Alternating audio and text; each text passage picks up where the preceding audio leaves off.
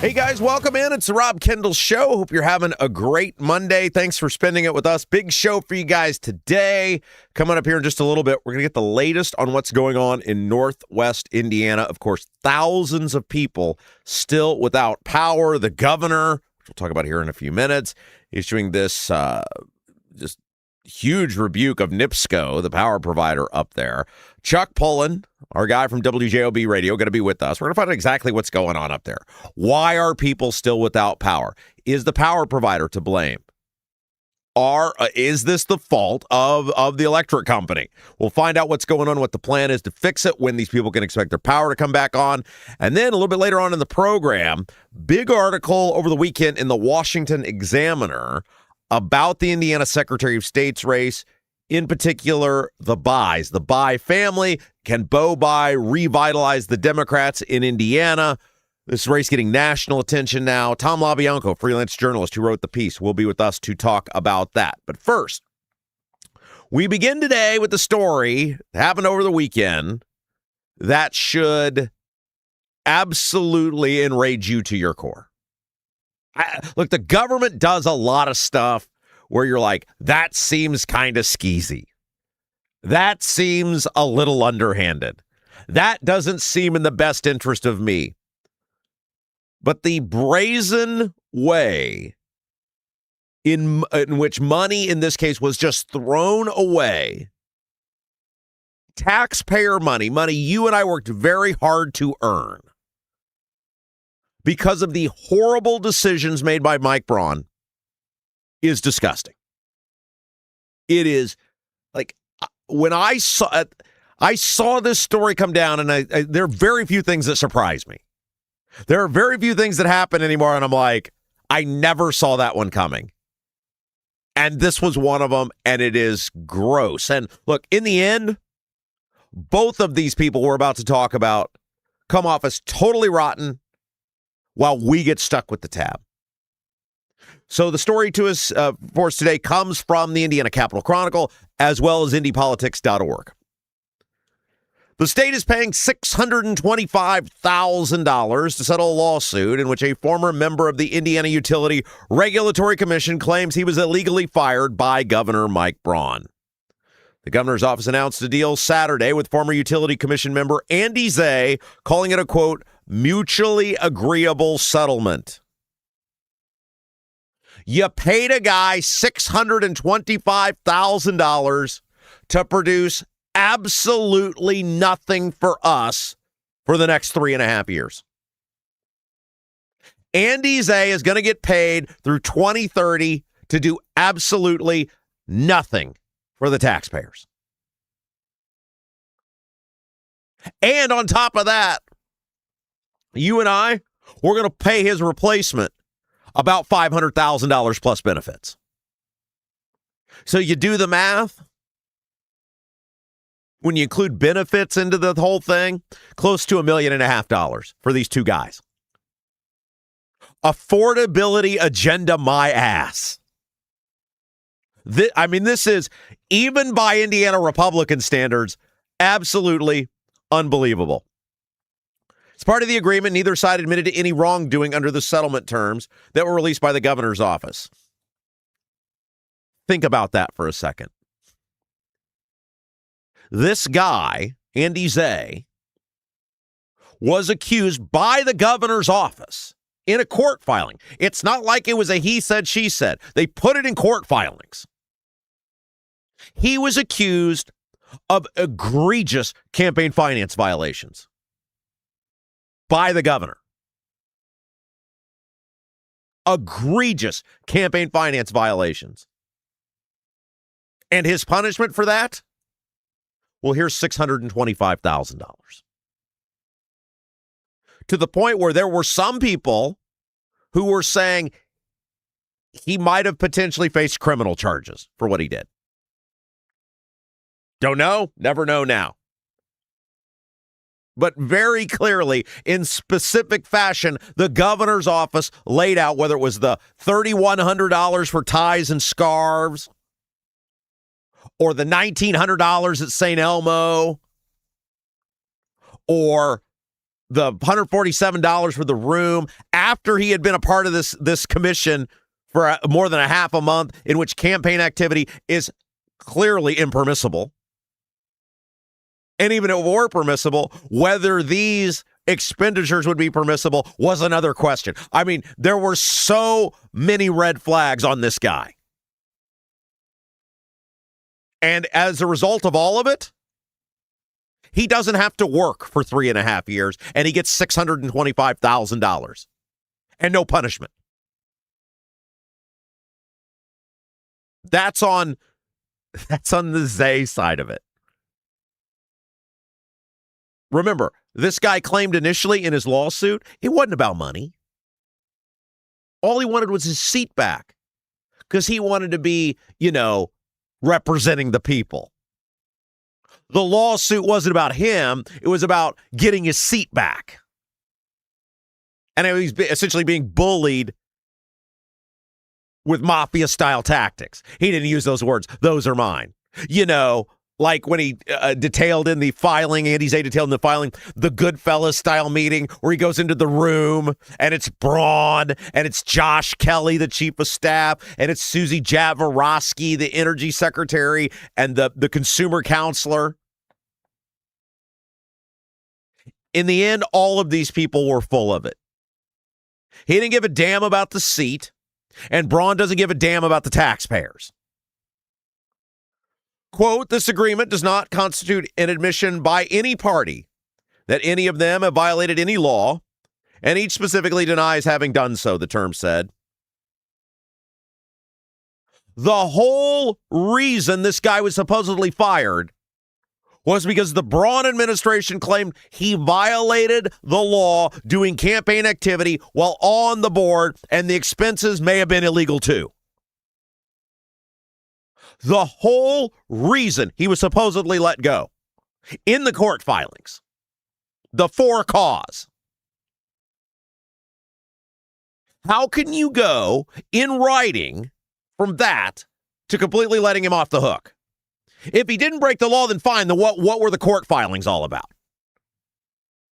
Are we supposed to just forget the thing that you guys claimed? Or did he not do the things that you guys claimed? Those are the only two options. Because those claims of activity that was impermissible are in the court filings. We all read them. So did he not do those things and you just made them up?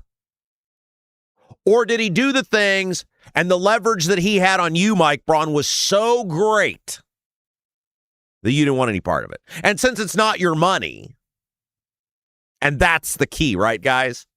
It's not Braun's money. This guy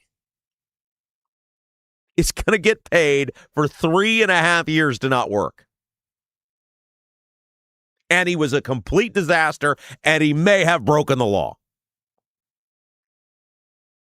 The settlement includes a $485,000 payment in payments to Zay that were described as, quote, the reasonable net present value of the remaining salary and benefits if Zay had served through March 31st, 2030. We're treating these government employees like college football head coaches now. You fire him, you got to pay him. Except we were told this guy was fired for cause. And the first question everyone should be asking Mike Braun right now, if this guy was fired for cause, one, why did you agree to something that says nobody has to admit any wrongdoing? And two, if the wrongdoing was so ironclad as you appeared to express in your court filings, why are you costing the taxpayers $625,000? Think about what the public could have done with $625,000. You know, it's really insulting when you tell people like our friend Debbie Holcomb, there's no money for a couple extra bucks an hour so that you can afford to stay home and take care of your severely disabled son. But there's $625,000 laying around to pay this guy to not work for 3.5 years?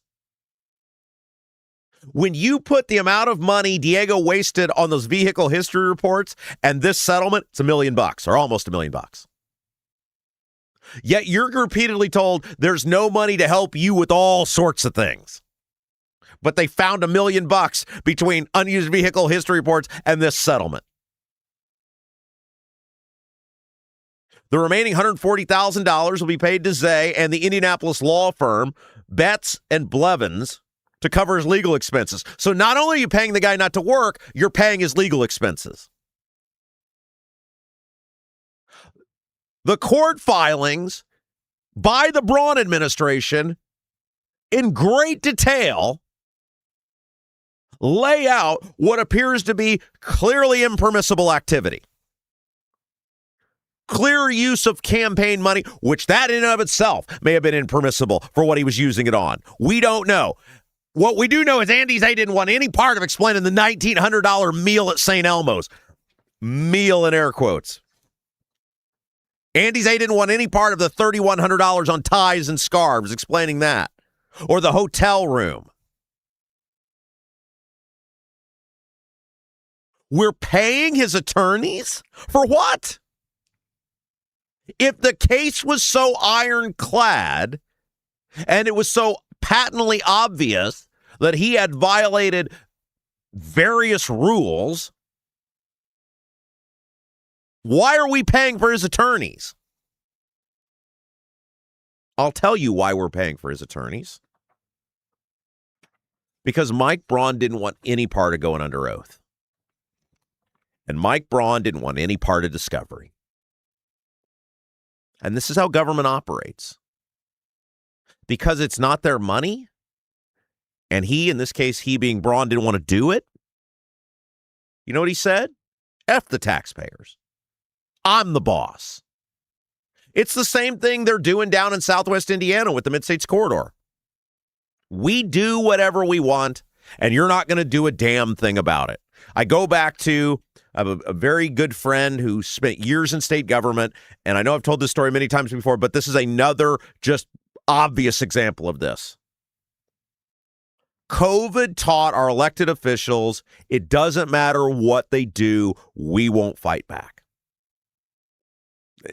And it's hard to argue. When the public largely went along with the lockdowns, the business closures, the mask mandates, all of the stuff, companies with vaccine mandates, all of those things, the politician said, we can do whatever we want to do. The public's never going to stop us. And by comparison to all of the stuff that happened during COVID, Mike Braun wasting $625,000 because he's a rotten chicken blank scumbag. We got to be careful what we say because we're on the radio now. And that's what he is. He's a chicken scumbag. Why didn't Braun write the check himself? Braun did this to us. Braun picked Andy Zay. That's the worst part of all of it. Everybody knew what Andy Zay was, including in the filing, Steve Carter said, Braun's counsel, former attorney general, he said he had serious concerns about picking Zay. Braun's own legal counsel said it, and Braun picked him anyway. Why? Because Zay's a part of the system, and so is Braun. For all of Braun's huffing and puffing about being an outsider, for all of his bloviating about, I'm a business owner, I'm a this, he's a politician. Everything, look at Braun's life. School board, Statehouse, Senate, governor. He's worked his way up the way politicians work their way up. He is a swamp creature. He is a product of the system. He picked Zay because he reveres the system. Everybody knew what Zay was going to be when he got in there. There's no surprise. Braun made a horrible pick, and it goes along the lines of a whole bunch of horrible picks. Jennifer Ruth Green, Adam Krupp, Abernathy, now Zay. It's one high-profile bad choice after another by Braun that you end up paying for. And where is anybody in the Republican Party pushing back? Not one Republican in the State House or in the General Assembly that I've heard has said, this is insane. Where's the lieutenant governor? What's he call himself in that letter he sent me? The conservative, was it watchdog or backstop? Oh, insurance policy. He's the conservative insurance policy. Where is he? Where's Daniel Elliott? He's out bragging about what a good job he's doing with the state's finances. Where's the comptroller? Where's anyone? No one's going to say a damn word about it. That's where they are, because they're all in the same soup together. Zay said in a statement released by the governor's office that he was proud of his work with the IURC.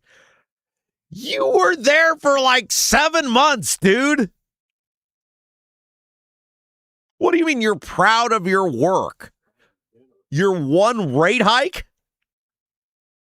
Proud of the money on February 1st you spent at St. Elmo while you were on the IURC with campaign money? That what you're proud of? Quote, balancing the affordability of services needed by all citizens against the cost for maintaining and supplying those services.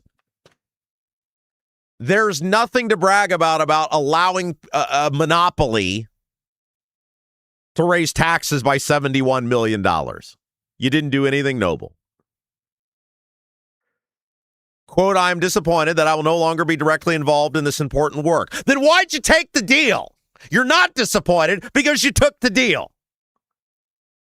Money. It's always about money with these people. Money and power. I feel like Nick Nolte at the end of Blue Chips. Like it is. It's all these people are about. Money and power, and they go together.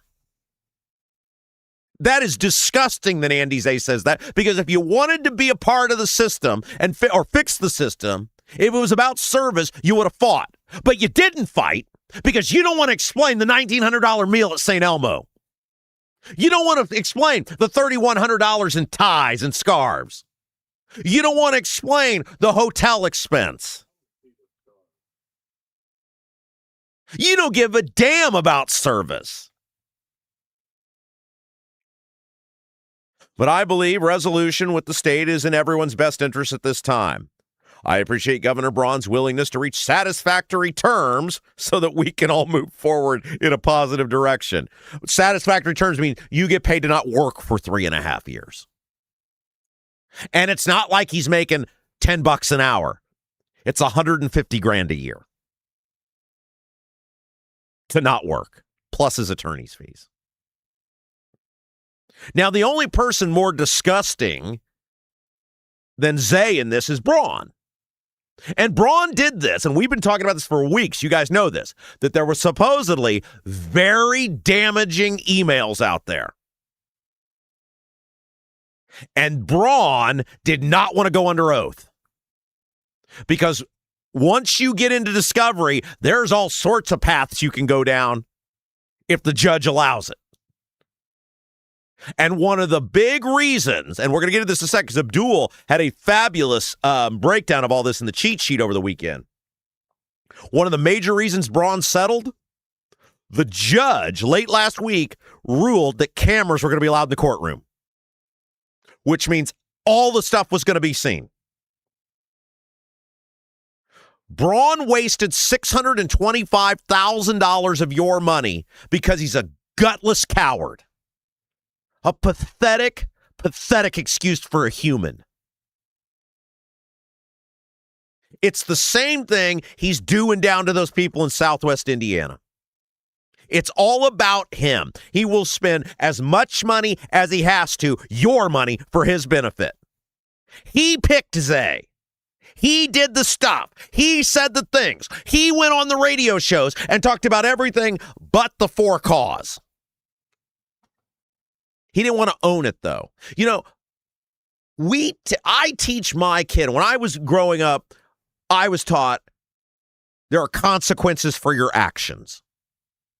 You're accountable for yourself. Except with our politicians, they're not. Zay or Braun, neither one of them. And they used our money to do it, your money to do it. This one guy's going to get paid got paid $625,000 to not work for 3.5 years. The other guy, he doesn't ever have to own up to what he did or what he actually said. This is why people cut corners in our society. Our politicians, our leaders, our elected officials who are supposed to be above reproach when it comes to integrity, look at these people. Look at these people and how they behaved. The translation from Zay on that quote, thanks for the cash. I didn't want anybody to know the truth about that $1,900 expense at St. Elmo. Here's what Braun said. This agreement allows all involved to move forward constructively in the best interest of Hoosiers. I want to recognize Andy Zay for his service to the state. You essentially accused him of what could be criminal behavior in a court filing, and all you have to say is, I'd like to recognize him for his service to the state.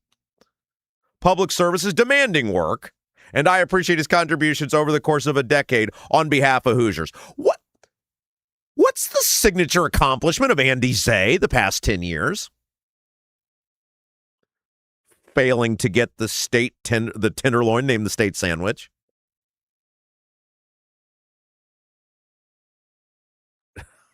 The public service is demanding work. Yeah, it's really demanding to go drop $1,900 at St. Elmo, isn't it?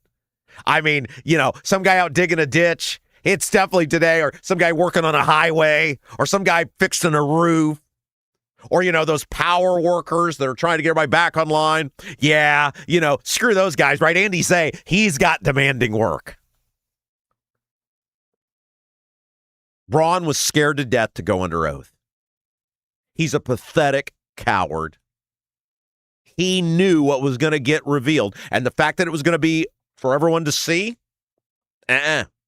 these people will always save themselves. They will always do what's in the best interest of them at the expense of you.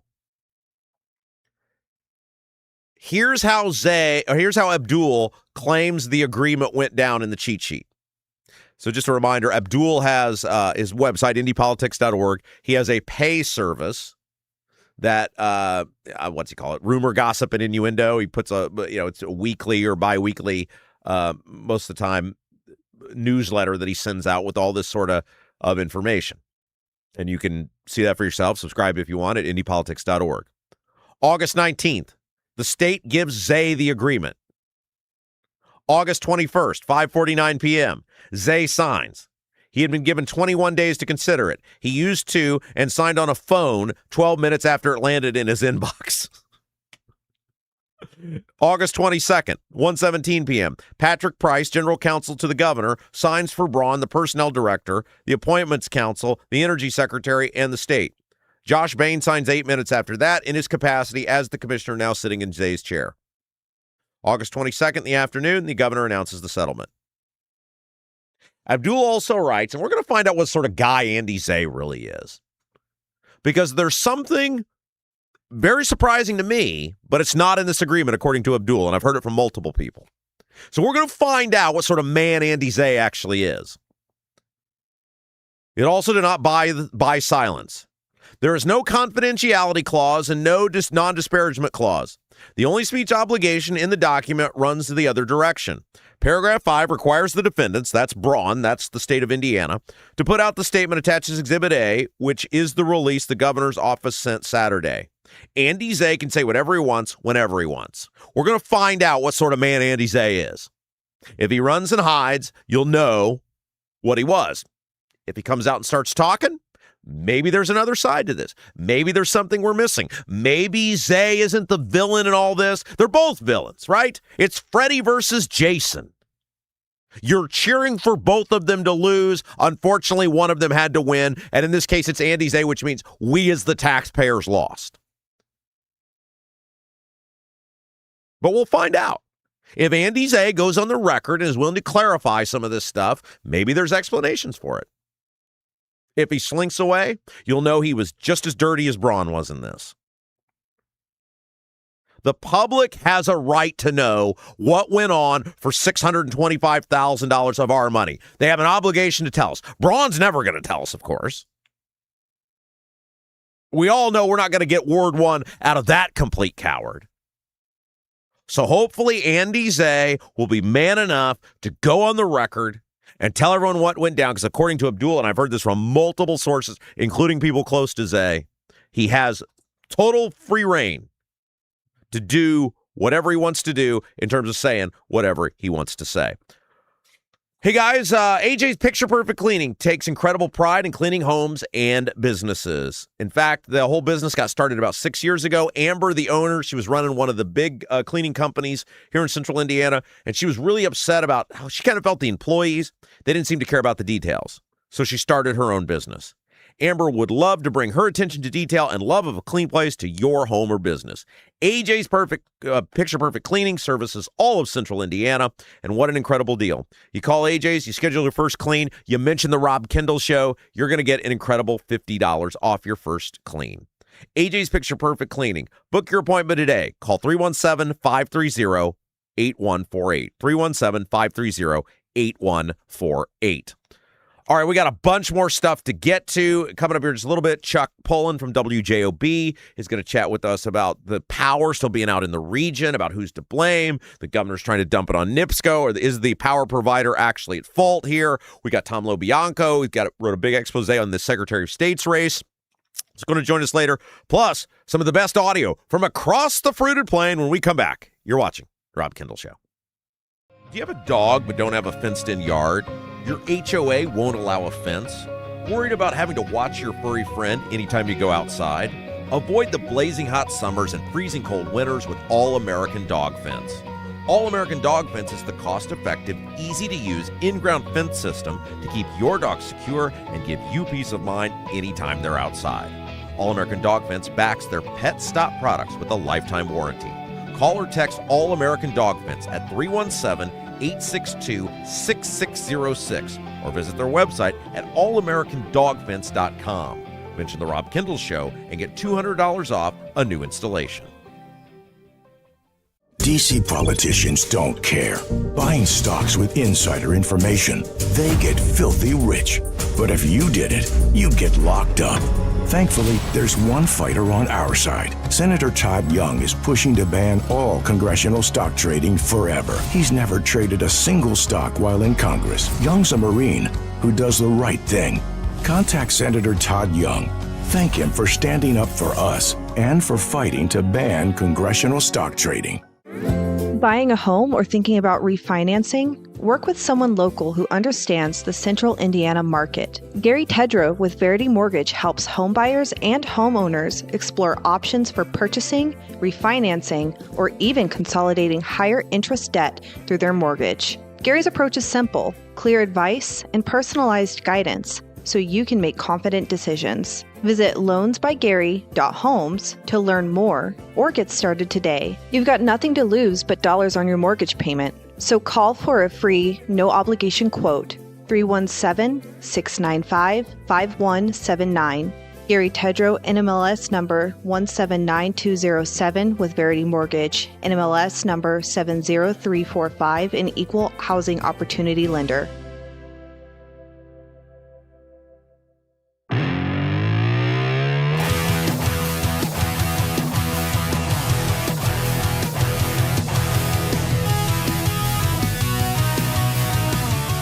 Welcome back. It's the Rob Kendall Show. Thanks for joining us. Appreciate you being with us here on a Monday. Help us grow the Rob Kendall Show. Like, share, and subscribe. That's what you can do. First of all, hit that thumbs up, whether you're watching us live on YouTube, on demand on YouTube. Give us that little thumbs up.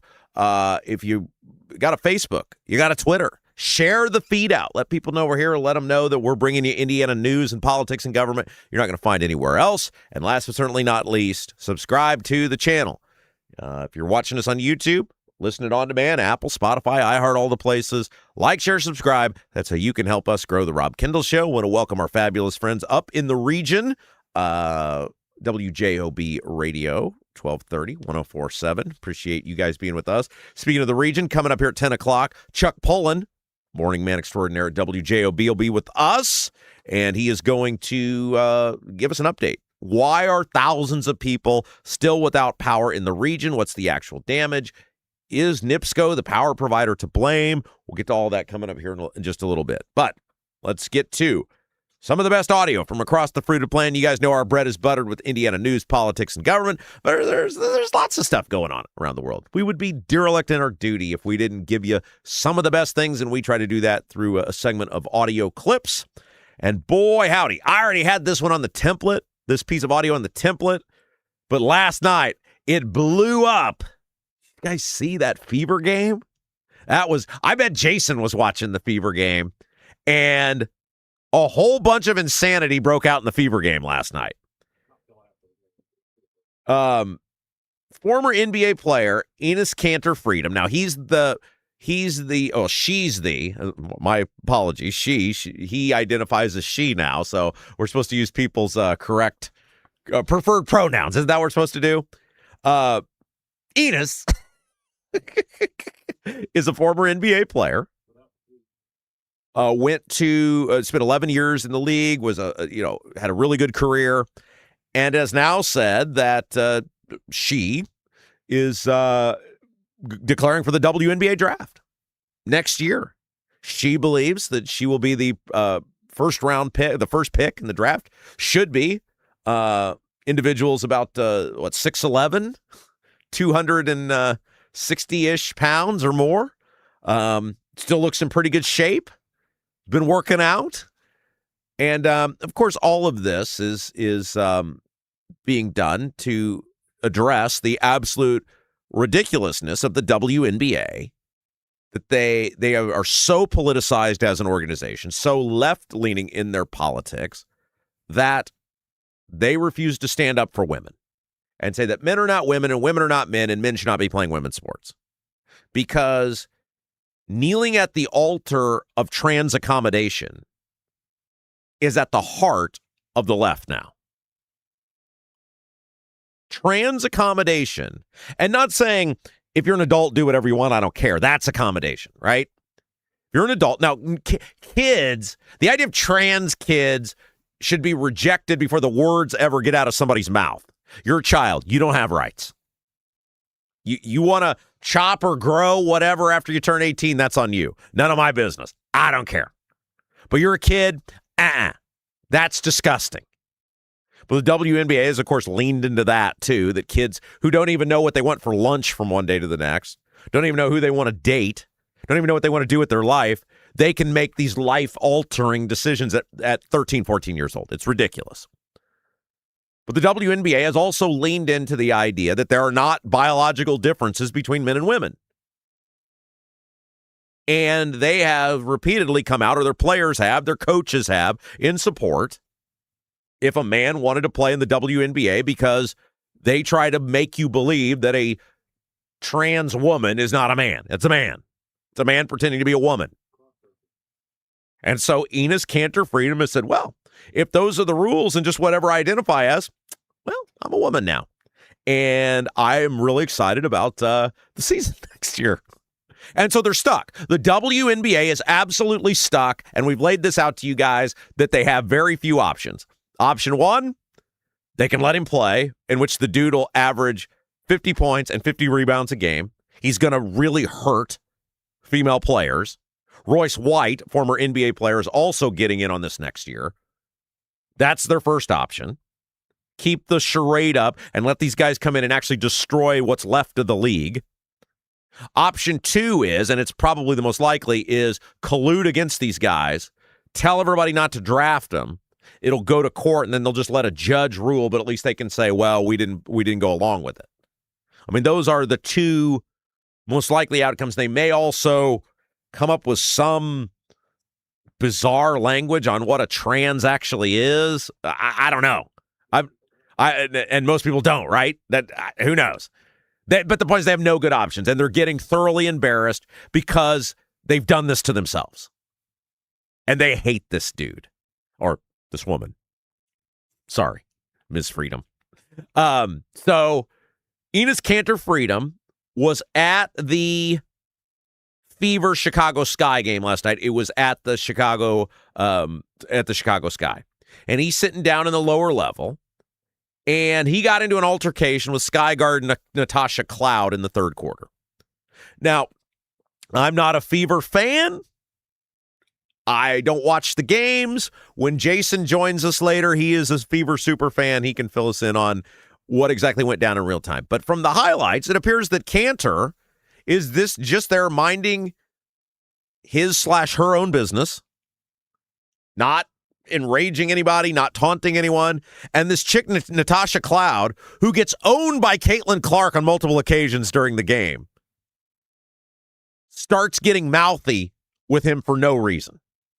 Now, there are rumors about exactly what she said. I haven't confirmed them. I haven't seen them from a reputable source confirming them, so it doesn't matter. But it appeared to me, watching it again, that he's minding his own business, and she starts getting mouthy with him. By the way, Ms. Freedom is wearing a woman t-shirt. And yeah, that's what I'm saying. He's wearing a woman t-shirt. And Cloud, this woman Cloud, has to be physically restrained by her teammates. Like, what are you going to do, lady? He's 6'11", 260 pounds. What, you're going to do the Billy Badass routine with this guy? Like, what's he going to do? And then let's say she'd attacked him. What's he supposed to do? I mean, I know what a lot of people would like to have seen him done, but what's he realistically supposed to do? Then the craziest part is the guy who appeared to be just sitting there minding his own business, who's getting taunted and basically challenged by a player on the court, he's the one who gets ejected from the game. Think about that. The guy either bought or was given a ticket. He's allowed to go in. He's minding his own business. Some chick on the court essentially challenges him, said, hey, you want to go? He stands up and is like, all right, I'll see you in the league next year, lady. Let's get it started now. And they threw him out of the game. So ahead of all of this, and it worked out perfectly, Enes Kanter Freedom was on Fox News this weekend, and he was discussing his plans to enter the WNBA draft. And look, this guy, you got to give him credit. He's getting all sorts of hate from the left. I mean, I'm sure he's got security going around with him now. He's really putting himself out there. And he said he's got no regrets about it, and he's not worried at all about people coming after him. Take a listen. Are you prepared for what may happen based on the fact that now you have gone after the WNBA? Because I'm sure there's probably people coming for you now, too. I mean, I only fear God and God only. Everyone bleed like me. So I know this is God's work, and I'm not going to give up. And I have no regrets, because whenever I sit down with all these families, I just had a basketball camp in New York. And I remember all the families were coming up to me and saying, thank you. We would like to thank you for what you're doing for our daughter. We are having these basketball camps. And after the basketball camps, we are all sitting down on the basketball court, and we're talking about why freedom is so important and so fragile, why we should care about our rights in America, why we should care about democracy. And it's been amazing because now all these kids obviously asking me questions about so many things, because unfortunately, many of them is being brainwashed by many apps out there, like a TikTok or many other apps out there. But I think once we sit down and have these conversations, they appreciate America more. Look, the guy had a bounty put on his head by the Turkish government. He's from Turkey. He's spoken out against all the civil rights abuses in Turkey. He's spoken out publicly about the Iranians, the Chinese, the Russian. You think he's afraid of the WNBA? This dude don't care, man. He's got a legit bounty on him by the Turkish government. He's not afraid of some chick in the WNBA challenging him to a fight. And the WNBA once again showed its ass. They once again showed how unprofessional they are, how unserious they are, how ridiculous this whole thing is. And what's fascinating has been there are people out there, like prominent members of the media, oh, I can't believe Kanter would do this. Oh, how unprofessional. Oh, he's making a joke of everything. No. The WNBA has made a joke of everything, and we've laid this out. The problem with the WNBA is, for a quarter of a century, it's been a financial charity case, which has lost money backed up by NBA owners, primarily by NBA owners, who wouldn't let the league fold. And when you're given something, when you don't have to earn something, when something's handed to you, you don't appreciate it, and you don't do what's necessary to grow it, to protect it, to make it succeed. And that's what the WNBA is. It's a joke. It's a political operation masquerading as a sports league. Think about how they have had the golden goose for the last 3 years in Caitlin Clark, and they've done nothing but demonize her, beat her up, kick her ass. I mean, like, how is that? Can you imagine in hockey with Wayne Gretzky or basketball with Michael Jordan? People say, go back to the 90s and with Major League Baseball when it was Mark McGwire and Sammy Sosa. When you have these golf with Tiger Woods, soccer with Pele, when you have these athletes who actually bring your niche sport mainstream national media attention and huge amounts of money, you protect it at all costs. They've done the exact opposite. And don't kid yourself, there's a huge racial component to that. The joke is the WNBA. They're mad because it's getting exposed. That's what they don't like. It's what we've been doing for years. Notice with most of the stuff we say, people don't refute it because they can't. They're mad we exist. They're mad there's somebody out there that tells you who doesn't care. I have so much respect for Ms. Freedom. She's awesome. I can't wait to see her do a 50-50 average next year. She might score 100 points in a game, and that'd be awesome. I might actually go to a Fever game next year if they get Ms. Freedom on their team. That'd be awesome. All right, moving on. The Democrats are all in with the maniacs. And we've been talking about this for a while now, about how the DSA is taking over the Democrat Party, and the Democrats are essentially willfully allowing this to happen now. And Democrat Party chairman, his name is Ken Martin. Now, the Democrat Party as a collective is a dumpster fire. They have huge debt. They're not bringing in money. They're in real trouble. And I think it's part of the reason they're getting in bed with these nutbags is they want access to the resources that come with these people. But Ken Martin, the head of the Democrat Party chairman, was on one of these weekend talk shows, and he said the Democrats welcome the crazy socialist people. Will the socialism label pose larger challenges for general election campaigning in Florida, or has Angie Nixon proved that, hey, her grassroots base is active, it's engaged, it's large enough for November? Well, clearly, she showed that she could win. And that's what matters the most. At the end of the day for us, as much as the Republicans are going to try to make a big deal out of this, I've always said there's more that unites us in this party than those differences. And yes, we are a big tent party. We have conservative Democrats, we have centrists, we have progressives, and we have leftists. And as far as I'm concerned, all are welcome. As I've always said, you win through addition, not through subtraction. You win by growing your coalition, not shrinking it.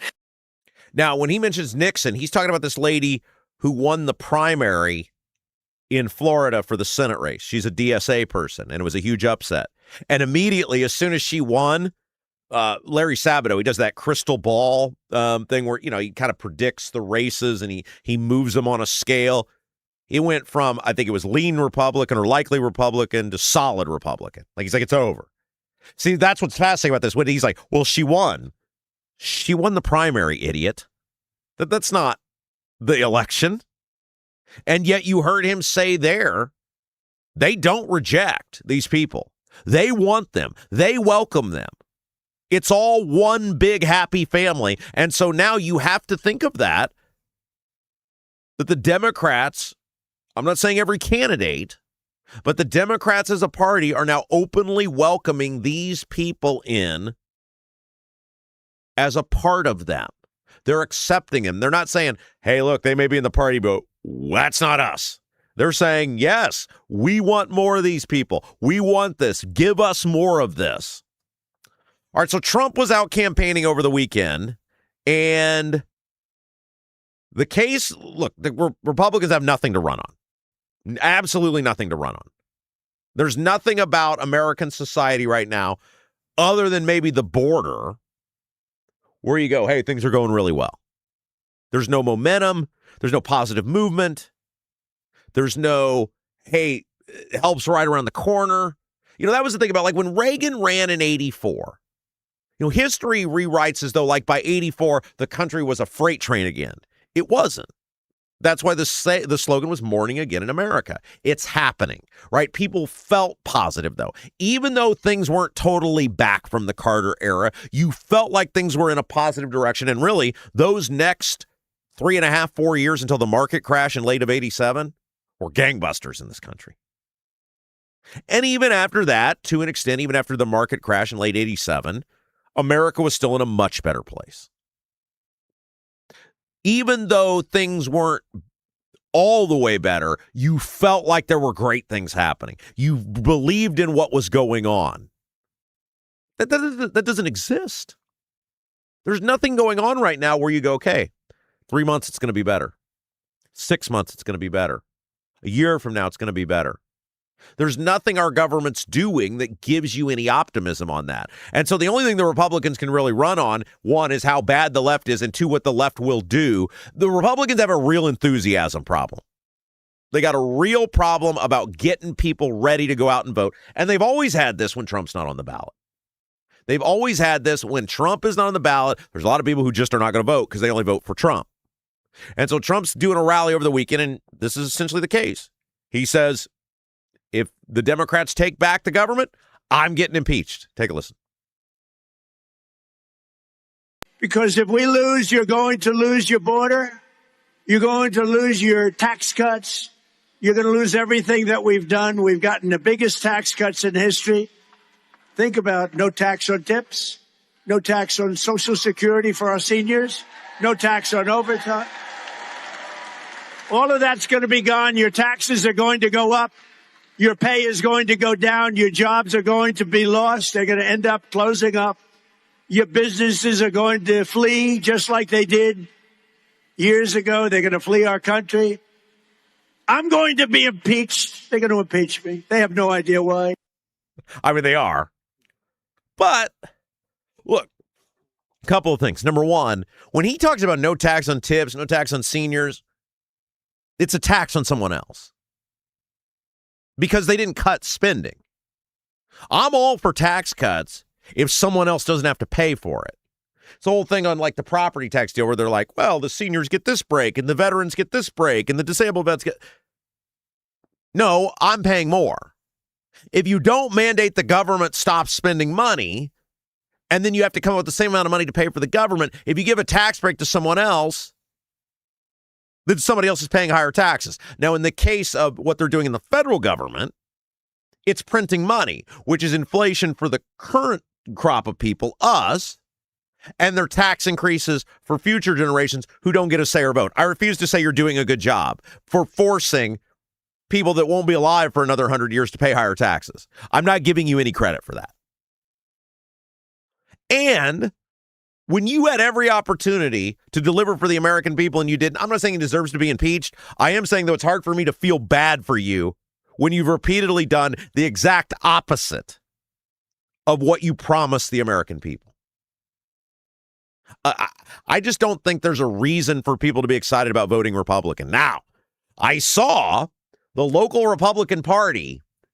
Have you guys seen this? The Indiana Republican Party, they're door knockers. They're called the Tusk Force. You know, because Republicans are elephants. And that's what they're calling their door knockers this year, is the Tusk Force. And they're having some big Tusk Force meeting and then door knocking campaign in Hendricks County in Brownsburg this weekend. And so I posted a response. I saw the flyer and I said, well, hey, two things. Can y'all let me know when you're coming down my street? Because I want to be there because I'm going to film this. I got some stuff to talk with you door knockers about. And two, if y'all are going to wimp out and not come to my door, because I got a track record of that, of people conveniently skipping my door, can I just come to the pregame and I can just ask the questions there? And I can't really get a straight answer. And I don't just want to show up because, you know, I got banned from the Lincoln Day. And I don't want to be somewhere where, you know, I don't want the cops getting called. I don't want it to be a big issue. I need to know if I'm banned from showing up to ask the Republicans, you know, just a couple of questions. So if they're going to come to my door, I'll just wait for them and then we'll film it and we'll just talk at the door. But if they're not going to come to my door, if y'all are going to wimp out and skip my door like they've done in the past, then I'll just come to your pregame, but not if if we're going to cause a scene, right? You know me, I'm a notorious rule follower. So if anybody knows the head of the Tusk Force, you could ask them in Hendricks County, ask them if they're coming to my door or not. I got several questions. All right. Speaking of Trump said, now he was getting ready to get on it was a chopper presser is what we call him. He was getting ready, I think, to get on Air Force One. But here he says he's prepared to spend up to $850 million to help the Republicans win the midterms. Well, I've raised a lot, and nobody knows what it is, but I will tell you it's about $850 million. And I'll be spending a lot of that money and my own money, but I'll be spending a lot of that money for candidates that I think are good, Republican candidates that I think are good. So when you add the $850 million to all of the other money that we've raised, we're in very good shape. I'm not sure money's going to make much of a difference. Like it's necessary. It certainly is necessary. But there comes a point, especially like in a general election, when you have an unpopular president, where people have just made up their minds, right? This isn't working for me. And I'll tell you, one of the biggest things that is working against Trump is this Iran stuff. Because you can say you inherited Biden inflation. That's, of course, ludicrous because Trump has printed far more money than Biden. You can claim you inherited Biden inflation, and maybe you can get people to believe that. You did Iran. All of your own volition. You did the tariffs. All of your own volition. Nobody forced you to do it. Nobody made you do it. People tried to talk you out of it. You did it. The two primary drivers of inflation right now, take away the money printing factory, are the tariffs and the Iran war because of oil and the price of gas. That's all on Trump. You can't spin out of that. You can't convince people it's somebody else's fault. They know it's your fault because you've been very proud and very vocal about these things. And so there comes a point where I don't care how much money you raise. People are just like, I don't want any more of this. I'm going to go with something else. We'll see. All right, one last piece of audio. So Hunter Biden was on with Bill Maher, and they got in a debate if he was unfairly targeted because of who his dad is.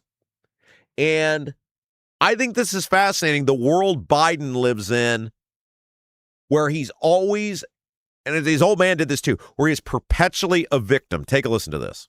I think a reasonable person who's not filled with hate would say, you both took advantage of some of your privileges by being the son of a president and vice president, and you also were a target in a way that a normal person would not have been. Is that fair? There's a part of that is fair. One of the things that people, I think, don't understand is that when my dad was president, I didn't do any business. I sold paintings, and I sold paintings to people that then had to testify before Congress under oath. I made an average of $225,000 a year. But would you have been working for an energy company out of Ukraine? Was that really the thing you studied in school? And you got that job. Right. I went to Yale Law School. You got that job because you were just admitted it. Yeah, 100%. As I've said on a million interviews, is that, I'm incredibly privileged. Beyond anyone's wildest imagination, not only because of who my dad was, but because of the father that he was. And so a lot of privilege comes from that. And I don't deny that. And also a target on your back. Yeah. And by the way, and also a target on your back. It is amazing the lack of self-awareness that these people have. And I think a lot of it is a high level of narcissism. But they live in this fantasy world where they're always a victim. Look, Hunter Biden, by all accounts, has cleaned his life up. Good for him. That's great. Any person that has an addiction of any sort and they can clean that up and they can get over that, great on them. But it doesn't excuse what he did. It doesn't mean we don't point out what happened. It doesn't mean that we don't point out the obvious, which is the Biden family was essentially a crime syndicate. It was a mafia-style organization where you had Joe at the top and then everybody else working under Joe, and Joe was getting kickbacks off of all the stuff that they were getting because of who Joe Biden was. Like, you don't have to be a rocket scientist to see that, and it doesn't make you a hater to see it. Hunter Biden was nothing without his father's name. He made huge money and very likely did. Well, I mean, he's, pled guilty to criminal behavior. It's not like you have to stretch too much. He's a convicted felon. It's not like you have to make a stretch to see this guy was involved in really shady behavior. Hunter Biden was involved in really shady stuff. Biden's brother has allegedly been involved in all sorts of shady stuff. Like you guys are dirtballs. Your dad's a politician. And yet, even after, you have every opportunity to come clean here. Every opportunity, just own it, right? You're this new year, new me, new opportunity, new life. And yet he still keeps up the whole, you have a target on your back. You're the son of the president. You think Barron Trump doesn't have a target on his back, or Don Jr., or Eric Trump, or Ivanka, or Tiffany? Like, every president's kid ever had a target on their back. That's how it works. Your father is the leader of the free world. You are going to be scrutinized. But you also obtain things. I mean, the way he brushes off the painting stuff, like people would have been buying his paintings if his name wasn't Hunter Biden. Well, who bought the paintings? Not going to tell you. And to these guys, because they've gotten away with it for so long, it's just standard operating procedure. They're so used to just getting away with it that when they stop getting away with it, then somebody's out to get them. Somebody's demonizing them. Somebody's villainizing them. I thought it was a real insight into the entitlement that these people have, the complete lack of accountability that they have, and really how our politicians and their families view themselves and what they are allowed essentially by birthright to have, and who are you to interfere with it. Hey, Anthony Gary, our guy, he owns Indy Dwell Real Estate, and he doesn't just list homes for sale. He gets them noticed, he gets them shown, he gets them sold without you losing sleep or sanity. Anthony's trained with some of the top negotiators on earth and is ready to help you achieve your real estate goals. Put Anthony's expert selling strategy and experience to work for you. Call or text Anthony Gary, Indy Dwell Real Estate, 317-756-1159, 317-756-1159. Anthony Gary, Indy Dwell Real Estate, 317-756-1159. All right, for those of you on WJOB, don't forget we got 3 hours of the Rob Kendall Show. You can check out, just go to YouTube, put Rob Kendall Show into your YouTube search bar, or we're on all the major podcasting platforms, Apple, Spotify, iHeart, all of the places. So that means there's a lot more to come.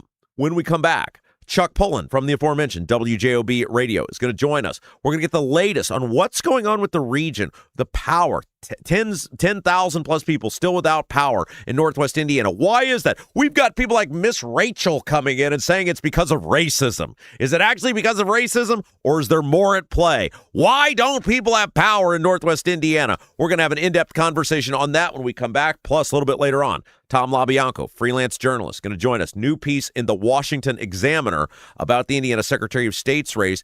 Can the buys bring the Democrats back to power? A lot more to get to. Don't go anywhere. Nobody does Indiana news and politics and government like us. You're watching Rob Kendall Show. I'm Anthony Gary. I started Indy Dwell Real Estate because too many friends, family members, and neighbors had real estate experiences that lacked compassion, explanation, and expertise. You deserve someone in your corner with the heart of a teacher, simplifying every step of the buying or selling process. When you hire me, you get me. Start to finish, you'll never be handed off. No stress, no surprises, just the expert guidance and results you deserve. Anthony Gary, Indy Dwell Real Estate. Call or text 317-756-1159. 317-756-1159. Right now, everything's expensive. That includes things you need around the house. If your water heater, water softener, or well pump goes out, or even if your toilet stops working, you could be looking at a major expense. Don't let your next call to a plumber break the bank. Call John at Black Sheep Plumbing. John is a Hoosier lifer who takes pride in and stands behind his work. That's why all basic services and repairs with Black Sheep Plumbing come with a 2-year parts and labor guarantee, with water heaters having a 6-year parts and tank guarantee. Call or text Black Sheep Plumbing for all your needs today and speak directly with John, the owner. 765-315-7558. That's Black Sheep Plumbing at 765-315-7558.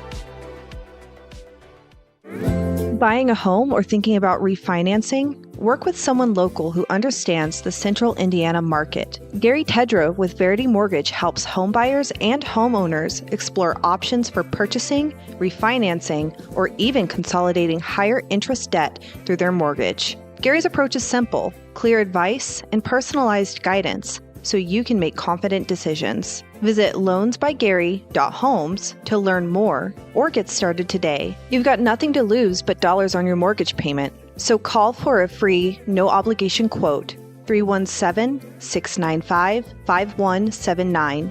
Gary Tedrow, NMLS number 179207 with Verity Mortgage, NMLS number 70345, an equal housing opportunity lender.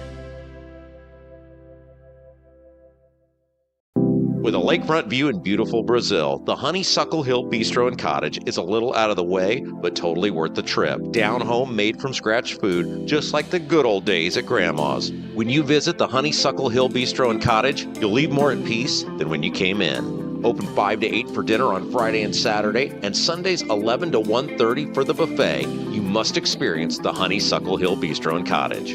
Call 812-443-3003.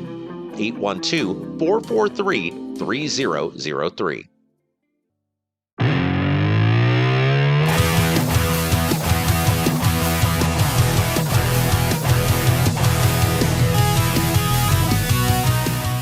They have gone weeks without power in Northwest Indiana. Let's get to the bottom of what's going on. The governor is demanding action, and it doesn't seem to be doing much. Our boy, our guy, the man, Chuck Pullen, WJOB Radio, joins us now on the Rob Kendall Show. Chuck, where are you? What are you doing?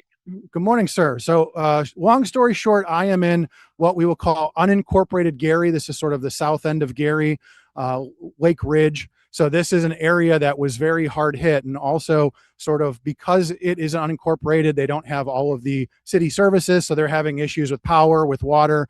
Basically a lot of these people are on wells and things like that. So you take the issue that we're already having with the lack of power, and then people in this area, it sort of compounds because they're having issues with water, wells, septic, all that fun stuff. So we're out here today. The World Central Kitchen is out here. They're giving away food. They're collecting all sorts of goods for people, toiletries, cleaning supplies, all that kind of stuff. Again, there's two stories coming out of Gary. There's two narratives, and I wanted to show everyone out there this story. This is the story. This is the reality, is that people are coming together to help the people of Gary. NIPSCO, Northern Indiana Public Service Company. They are taking all sorts of flack because it's been 12. I think by the time this airs, because we're recording this on Sunday, it'll be 13 days. People have been without power. The governor has issued a press release demanding better service from them. What is going on that is holding up people getting power? I mean, here's the thing. So, and I wanted to go real quick into that other narrative because, even on the way here, there was people making claims, big social media groups like the Occupy Democrats claiming that the reason Gary doesn't have power is because of data centers. Bette Midler, Miss Rachel was claiming that it's racism. I mean, again, somebody said, Chuck, do you want to beef with Miss? Yes, I will beef with Mitch Rachel over this thing, because to sit here and call these storms racism, to say it's data centers, it's complete bull. Okay. So, I mean, the reality is, even driving here, there's still roads where there's massive trees in people's yards across streets. There's lines down everywhere. There's immense damage on a scale that I don't think many people appreciate. And that's where the problem is. And that's why the cleanup's taking so long. So Braun demands NIPSCO do more. Does he have any idea what's going on, or is he just trying to score cheap political points and go, look at what I'm doing? So look, I don't want to call him out, but literally over my shoulder is a representative from the governor's office out here. So there are people on the ground, local, state, there are federal out here. There are people, as I mentioned last week, that there are people coming in from all over the country to help. So, I mean, again, this idea that there's no help, they're here. There's literally a person here over my shoulder from the governor's office, making sure that people are getting the resources that they need. Hey, it's too daunting for NIPSCO? Because the things I'm hearing, and obviously we live in central Indiana, we don't have NIPSCO. But they're saying, well, NIPSCO has the highest utility rates in the entire state. They just had a huge rate increase last year. What are we paying for if they can't get power on in 2 weeks? Do those people have a case? Well, and that's the thing. I mean, there was a lawsuit filed on Friday. There's going to be a class action lawsuit filed about the vegetation schedule, about how often they're clearing trees. I mean, look, there's plenty to talk about. Absolutely. There are things that, again, as a NIPSCO customer, I feel the same way. We're spending all of this money, and the question becomes, are you doing what you need to do to keep these lines clear and to, keep power coming to our houses? So definitely a discussion to be had once the power is back on. Chuck Pullen, WJOB Radio, is our guest. We're talking about the damage up in the region. What is the attitude from the people up there? Are they understanding of it as you're laying out, hey, there's still all this colossal damage? Or are they like, hey, enough's enough, get the power back on? It's mixed. I mean, a lot of people are still understanding. I mean, again, when you look out in front of your house, you look in your neighborhood, you see trees down everywhere. It's obvious that, there's a lot of damage to be cleaned up. So there's, again, you can say both sides of this. You can say that there's obviously, it was a monumental storm. There's monumental damage, but obviously people are asking questions. There's a lot of people that still don't have power. and they're frustrated, and we understand that. I mean, and that's sort of like one of those things. You can understand both sides of this argument, and that's where a lot of this is. Let's clean up, let's get power back on, and let's talk about these issues moving forward. Does NIPSCO need to do a better job of clearing trees? Do we, frankly, need to do a better job of keeping trees, away from power lines? There's a lot of questions, and you're right. NIPSCO raised our rates, and that's going to be another big question. Is with all of this, newfound money coming in, are you going to start burying lines? Are you going to start upgrading your infrastructure so this doesn't happen again in the future? Very valid points. Chuck Pullen, WJOB Radio. You're always joining us on the scene now, Chuck. I love that you figured out a way to be not only just like a radio guy on the scene, you're now a video guy on the scene too. You're literally taking out the local newscast in northwestern Indiana.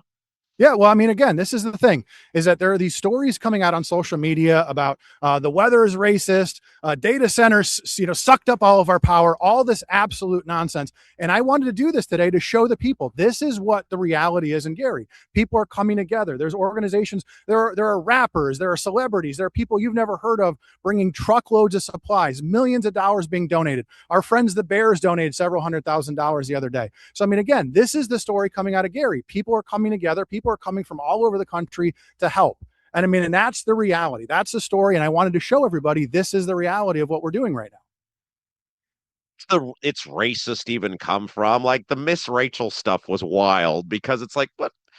And then the data center stuff, that's wild. Like, where do these narratives even come from? And how the hell would Miss Rachel even know about Northwest Indiana? Well, and that's what I said. I said, Miss Rachel, you're in New York. Get a couple semis, fill them full of stuff, send them down I-80. We could use your help. Bring some chainsaws. You know what I mean? Put your money where your mouth is. There are celebrities out there, like I said, rappers and all these different people coming to Gary, putting their money where their mouth is. And then there's a lot of people like the Bette Midlers, the George Lopez's. I mean, they're just putting static out into the line. They're telling these stories that frankly aren't true, and it doesn't help the situation. You want to help us, fill a truck in LA or New York, send it over I-80. We'll take whatever you send.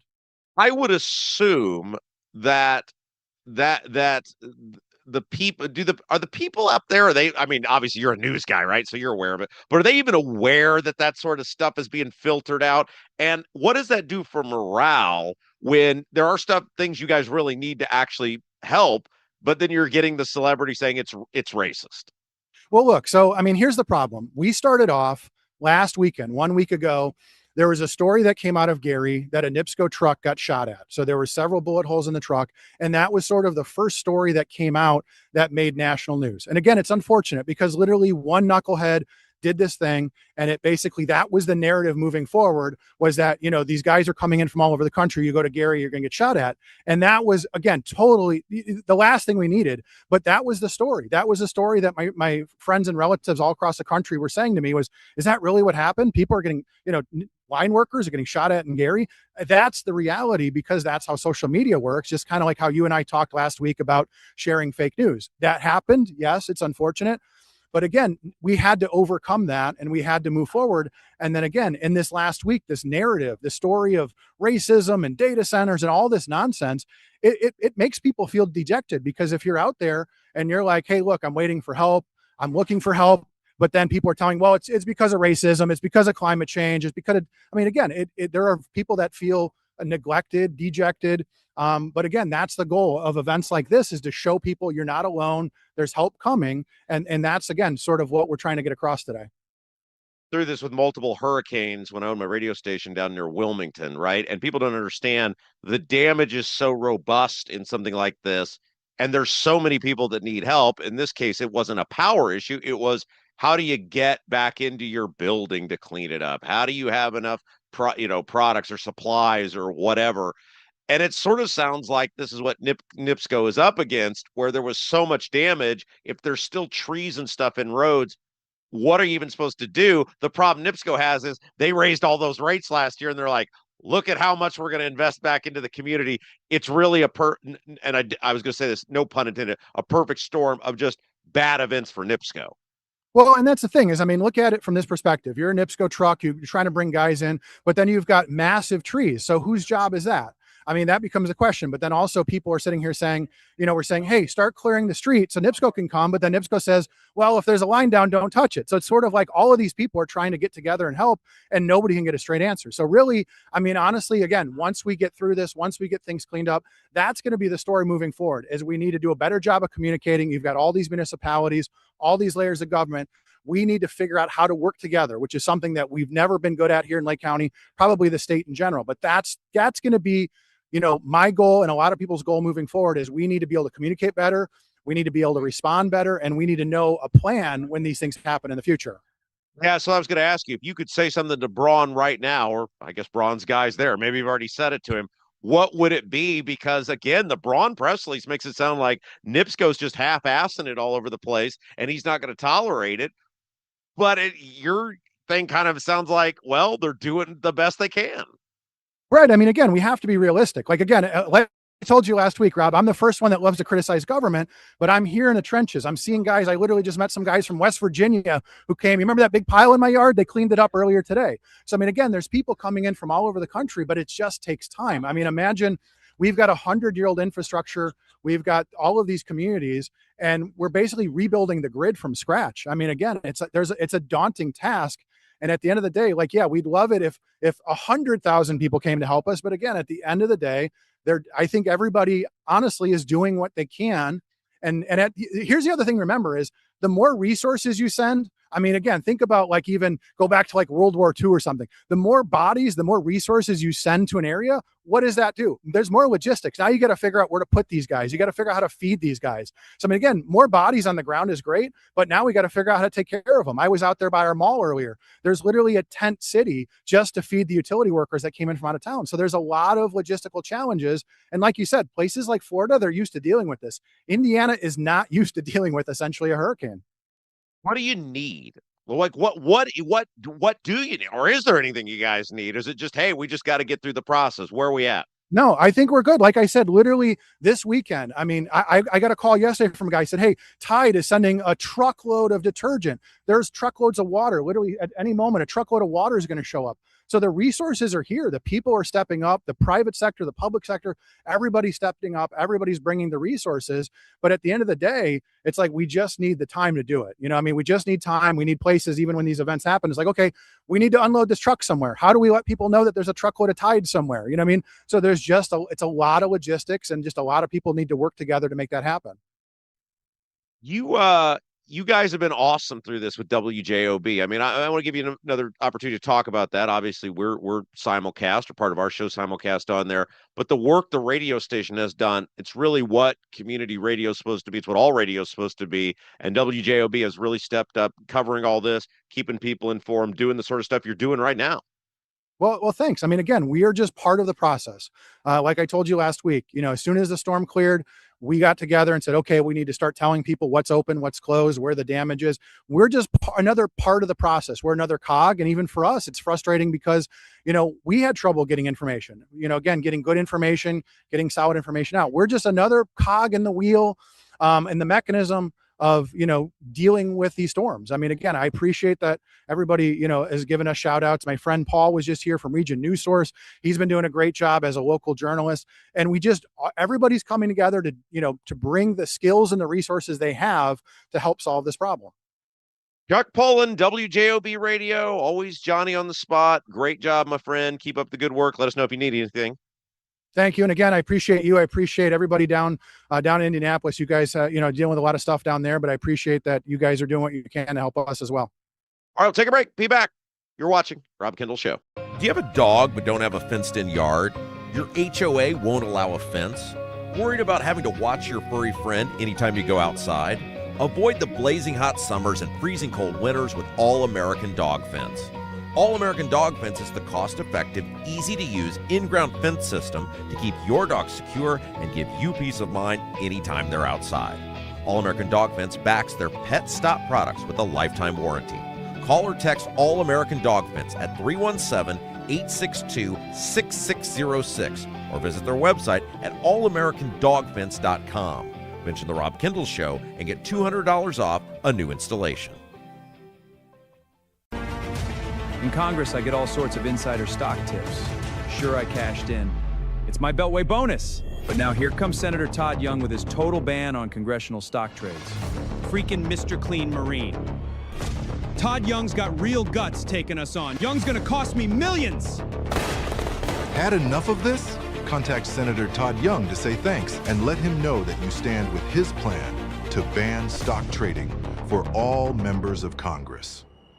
Are you seeing cracks in mortar, moisture working through walls, facade or structural failure beginning to surface? Bramwell Mackay sets the standard for exterior and structural building solutions. Our 40-year master masons and industry experts address moisture intrusion, failing foundations, masonry deterioration, and more. From preserving historic landmarks to addressing modern building envelope issues, Bramwell Mackay delivers full-spectrum service with white-glove professionalism. In Indianapolis, call 812-33-BRICK. 812-33-BRICK.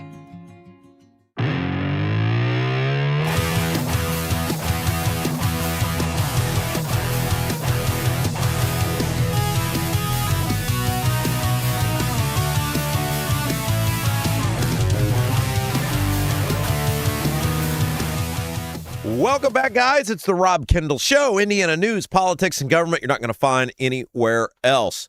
Before we get to, Abdul did one of his informal surveys, and the results are very interesting. He does these every so often, and I think the results of this one were super interesting, some of the things that he asked people to weigh in on. Before we do that, though, you guys got a leaky chimney, water in the basement, cracks around the exterior of your home? Bramwell Mackay Property Services and Consultants is your authority for chimney repair, tuck pointing, foundation repair, crawl space to basement conversions, basement waterproofing, and more.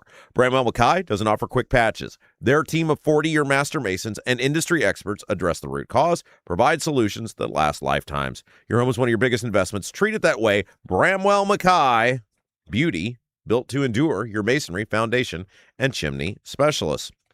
So as I said, Abdul, every so often, AbdulIndyPolitics.org is his website.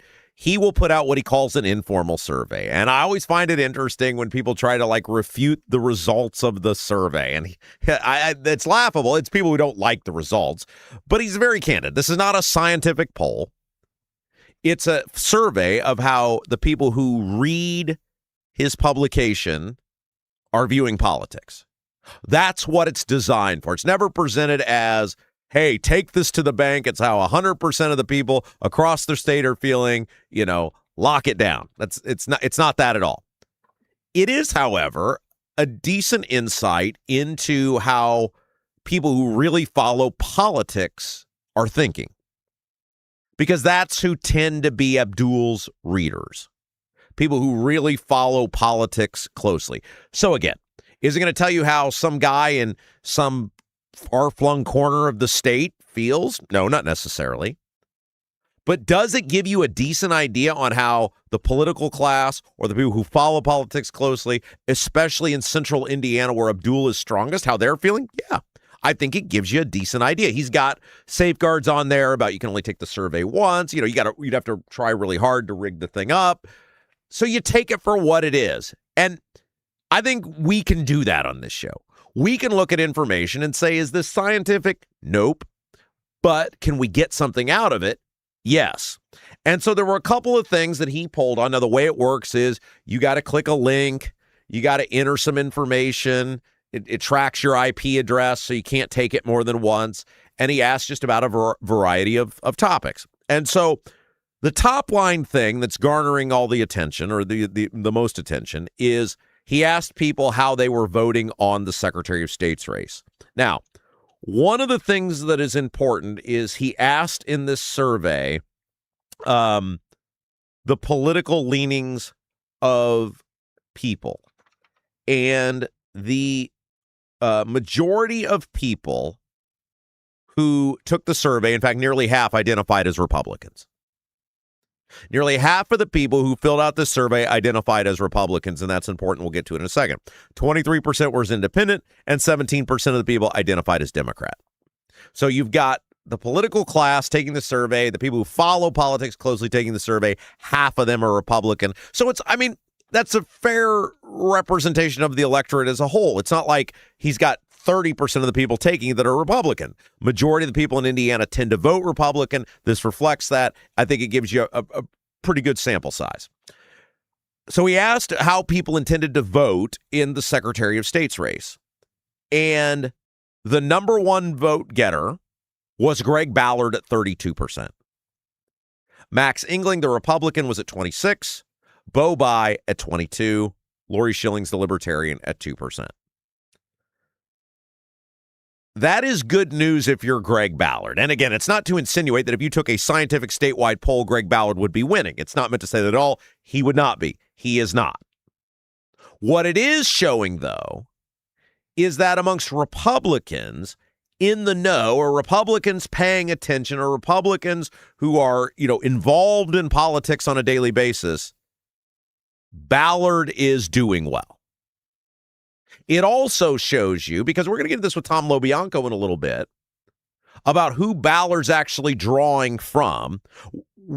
What does he think? What did he learn? Because one of the things that's interesting about this interview we do with LoBianco, he spent, a long time writing this article. It wasn't just something he threw together over a weekend, this feature on Bo Bai. He changed his mind on where he thought the race was at from when he started to when he finished. And he'll get into why he changed his mind on where it was when he started versus where it was when he finished. But what this shows you is amongst Republicans, especially in the sort of central Indiana, the donut counties, Marion County, Ballard's doing pretty well with Republicans. And if Greg Ballard, and again, Greg Ballard's measure of success, at least to me, is much different than everybody else's. If Greg Ballard gets above 10%, that's going to be a resounding success because he will have formed the new Lincoln Party with the primary ballot access. I'm sure Greg Ballard, and by the way, Ballard will be with us on Wednesday's show. He probably views it differently. We'll ask him. He probably views winning as his measure for success. But the fact that in central Indiana, amongst the people sort of in the know, the people paying attention, the donut counties, Marion County, the fact that he is not only outdrawing Engling, but he's winning, good for him. Good for him. Now, can he duplicate that in all four corners of the state? Probably not. But I can almost guarantee you that if Greg Ballard ends up with 32% of the vote amongst people in central Indiana, he's easily going to get enough to get that 10% because of the way the populations are centered. Engling has a big problem because at 26%, one, he's behind Ballard amongst Republicans, predominantly Republicans taking the survey. He's also not that far ahead of Bai, which is a big red flag. Again, predominantly Republicans taking the survey. But he's also far behind the other Republican statewide candidates, Daniel Elliott and Elise Nishala. Amongst Abdul's same survey, remember, Engling's at 26, Elliott's at 47 compared to the Democrat at 19. Nishala's at 52, the Democrat's at 20. So Nishala, the Democrat, or the Republican candidate for comptroller, is doubling the percentage of vote that Engling is amongst the same group of people. Clearly, there are a lot of Republicans, at least in this survey, who are saying they're not voting for Max Engling. And that's one of the things that we talked about from the moment Ballard got in the race, is that in order for the Republicans to lose the seat, Ballard doesn't have to win. Ballard doesn't have to win. All Bai's basically got to get to, if Ballard does remotely well, is 40%, which is sort of a baseline of Democrats. And if Ballard's pulling 30, again, it doesn't mean he's going to. But if this is sort of any sort of reflection of where the public might be, if Ballard's anywhere close to this in central Indiana, then he's easily going to get between 10 and 15% of the overall vote. That's going to be bad for Engling. It makes it a razor-thin race. The fact that Bai's at 22% when only 17% of the people taking the poll are Democrats, that shows he's also getting some people. You're not factoring in, the Marion County Democrat stronghold. Bloomington, Democrat stronghold. Region, Democrat stronghold. There's a lot of places Bai's going to do well that don't factor into this because Abdul's audience is primarily central Indiana. But it should be a red flag for Engling because you have Republicans, other Republican statewide office holders who are doing much better. and dramatically underperforming in Central Indiana, that there's no path to success for England if he's not winning in Central Indiana. Abdul also asked about statewide office holders.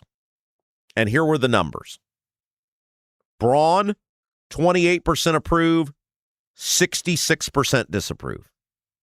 2-1. More than 2-1. I'm sorry, 3-1. Almost 3-1. Public school math. Trying to figure out what 28. It's almost 3-1 disapprove. That's not sustainable. And it gives you an insight when 50% of the people taking the poll are Republican or identify as Republican, and only 28% of people are approving of the job you're doing. That means you've got major issues within your own party. I sort of say the same thing with Braun that I do about Trump. What do you run on? What do you go to the people and go, look at me, aren't you glad I'm here? His signature issue was property taxes.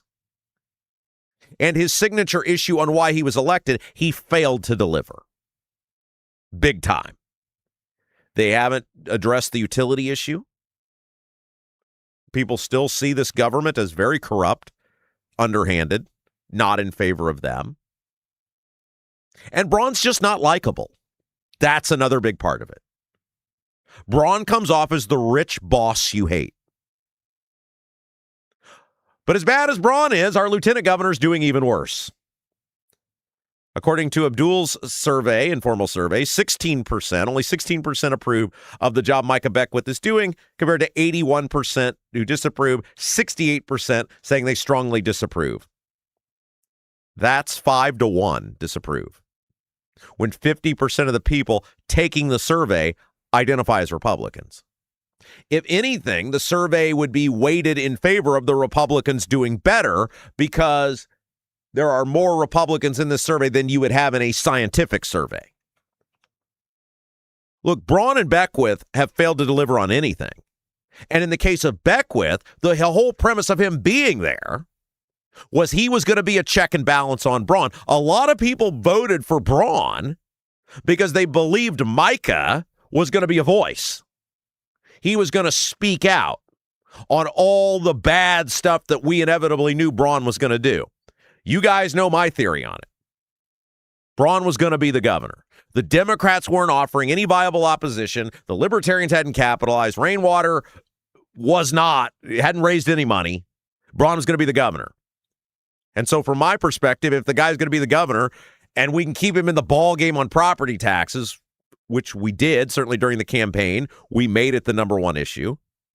Then we thought, okay, maybe this guy will actually, it's the only hope, the only chance you've actually got. Maybe this guy will surprise us and deliver if he sees how many people are actually passionate about this. And if Micah is there being a thorn in his side, being a voice of opposition inside the system, then maybe it'll force him to do more good stuff for the taxers. As bad as Braun's been, Mike has been the bigger disappointment because he doesn't say anything. See our lead story from today's show. The governor is spending $625,000 of taxpayer money to make Andy Zay go away. Where is Micah Beckwith? Where is he? Nothing.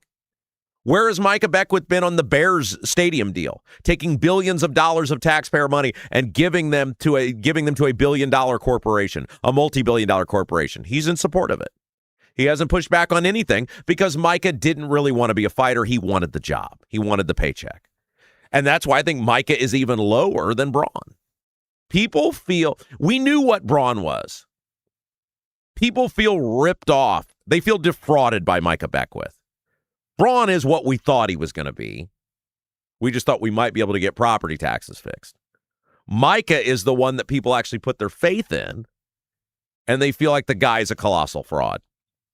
Todd Rokita, Attorney General, 30% approve, 64% disapprove. Trump comes in better than all the rest at 37% approve, 60% disapprove.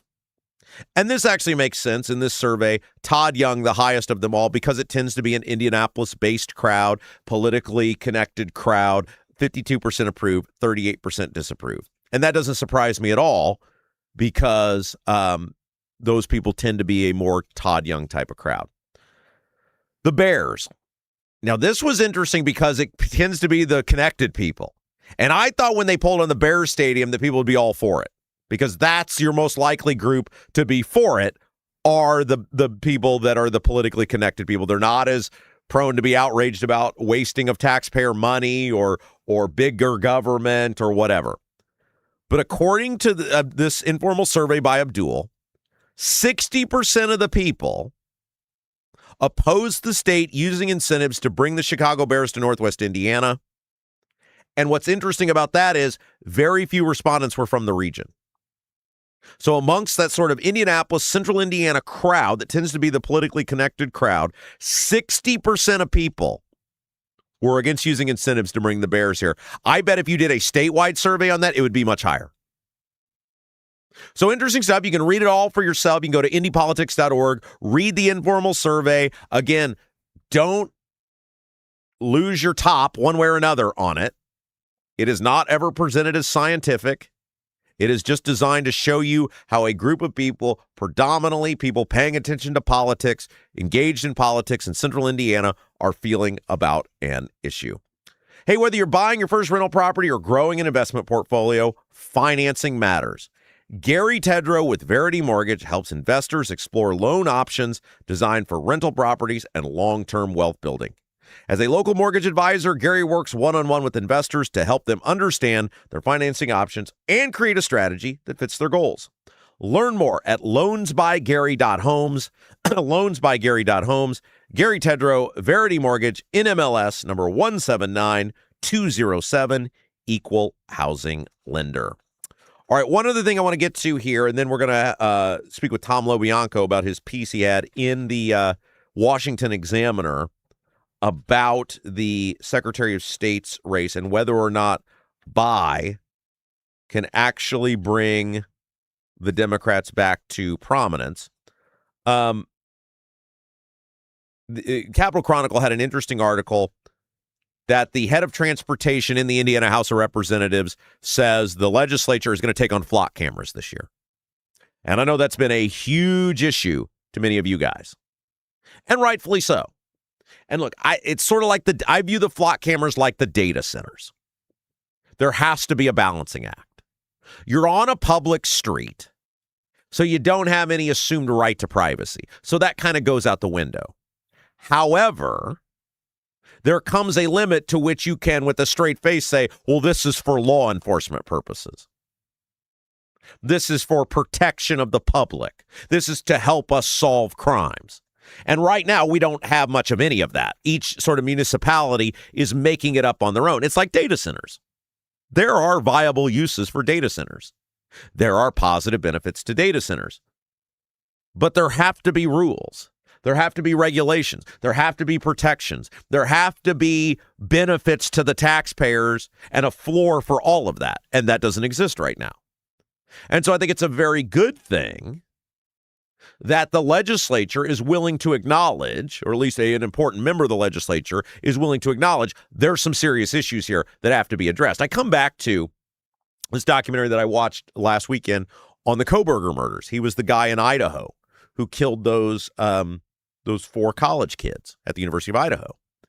And one of the things in this documentary that the law enforcement lays out, because he committed the crime at night, and there were all sorts of cameras, it was very hard, based on cameras from buildings or shops, to get a good look at the car. They had to spend all sorts of time and resources that they should have been using to get the guy on just figuring out what this car was. They had to go to all of these neighbors, and when I say neighbors, I'm talking miles of area, to try to piece together door cameras,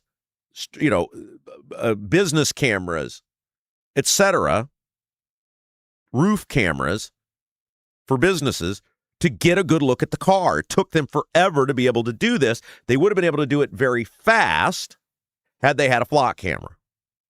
And so one of the things that has to be done with these flock cameras, if they're going to exist, is limit the amount of time law enforcement has to get anything from them. Obviously, there have to be protections on people abusing the system. And I'm saying when you catch any law enforcement official using, like this IMPD officer who has apparently allegedly been caught, I mean, you have to have serious punishment, like serious jail time. And, you know, the number that keeps getting thrown out is 7 days. I think that's reasonable. So here's what Jim Pressel, according to the Capitol Chronicle, he's a Republican, he's the head of transportation in the House, had to say. License plate readers have proven to be a very effective tool for law enforcement.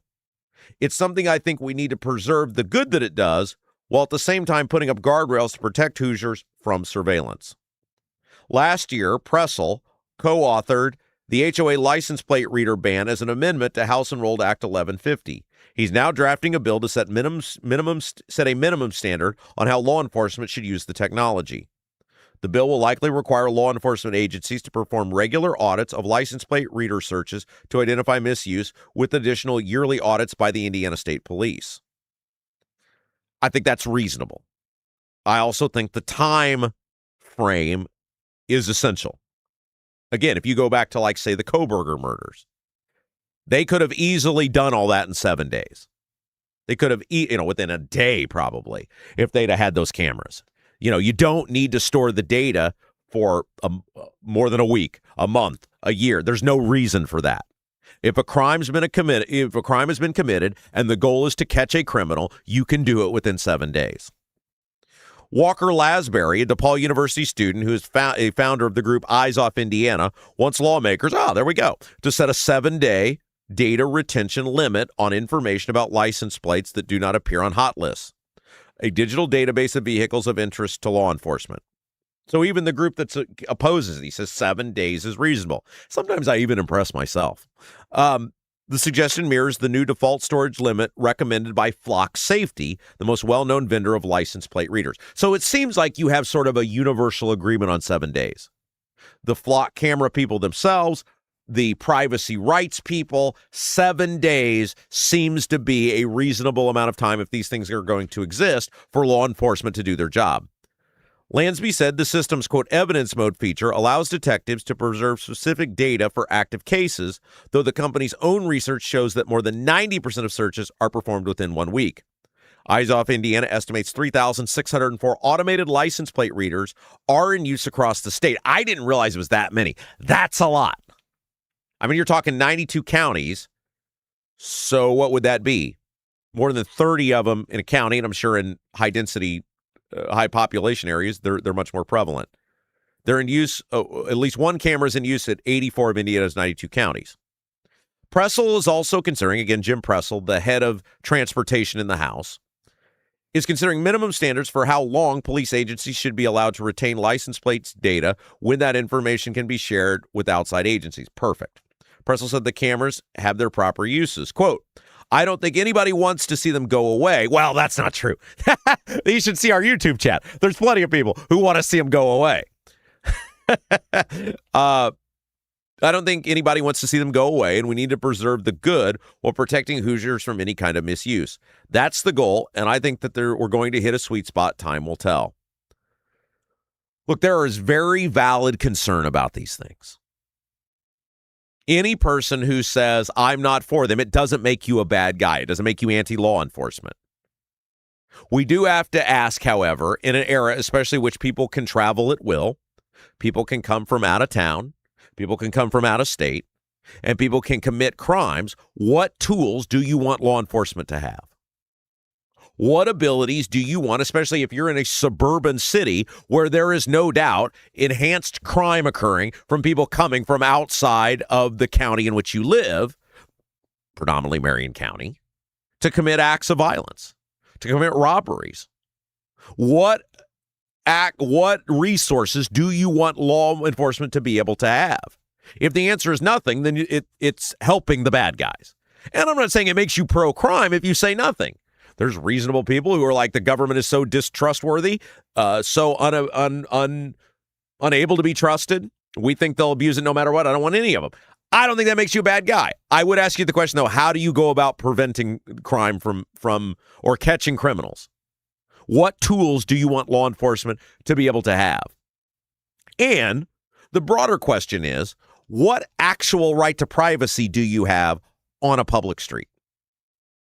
A street maintained and existing by and because of the government. In an automobile that you are licensed to use by the government. If you're walking on a sidewalk or using a bike trail, those are maintained and made possible by the government. It's interesting, they asked Aaron Freeman, who's a Republican senator from Indianapolis. He said, I tell people all the time, I don't think we suspend the Fourth Amendment to the Constitution anytime recently, so you probably should look at this topic. Freeman, who chaired the Senate Corrections and Criminal Law Committee, introduced Pressel's HOA amendment to the Senate version of HEA 150. He wants to see a comprehensive analysis of how license plate readers are used in the next legislative session. Quote, who can access this stuff? How long do you keep it? Freeman said. When you're looking for somebody who's cheating on their spouse, can you use it for that? Somebody runs for office. Can we use it for that? The answer is no, of course not. Absolutely not. And that's why you've got to have severe penalties for any law enforcement officer who abuses it. Like, definitely go to jail penalties. If the public's going to buy in and have faith that law enforcement needs this to help them do their jobs better to prevent violent crime or crime of any sorts, then that's the only use that it should have. And if you're caught taking that use outside of the boundaries of catching criminals, preventing crime, etc., then you have to have very swift and very strict punishment. Law enforcement officers have to know that if you're trying to follow a girl or you're trying to follow a whatever it might be, that's absolutely not going to be tolerated. Braun has signaled his support for the effort. He said, quote, Governor Braun will always support law enforcement with the resources they need to ensure the public safety. Governor's office press secretary Kendall Griffin, I think. Yeah, whatever. What a Braun spokespeople said. All right. So there we go. That's the latest on that. And I think it's a good thing that we're about to have a serious conversation about this. Now, the Indiana General Assembly has a habit of ignoring requests in the order in which they're received, but we will see what happens. Hey, guys, Double D's Barbecue, they're open Wednesday through Saturday for lunch and dinner right there in Clayton. When it comes to their barbecue, as the ad says, they're not screwing around. Authentic wood-smoked Memphis-style barbecue. That's what they do at Double D's Barbecue. Right there on 40 and 39 come together in Clayton. Fabulous atmosphere, great food, great service. You're gonna love it. They're the winners of the best ribs and best sauce at Rib Fest in Hendricks County. You can see the full menu for yourself. Ribs, brisket, and more. DDBBQ317.com. All right, guys, we'll take a break. When we come back, Tom LoBianco, freelance journalist, going to join us. Big piece in the Washington Examiner about the Indiana Secretary of State's race. Can the buys get it together? Bring the Democrats back to some level of relevance. That'll take us all the way to hour 3. So stick around. A lot more coming on the way. You're watching The Rob Kendall Show.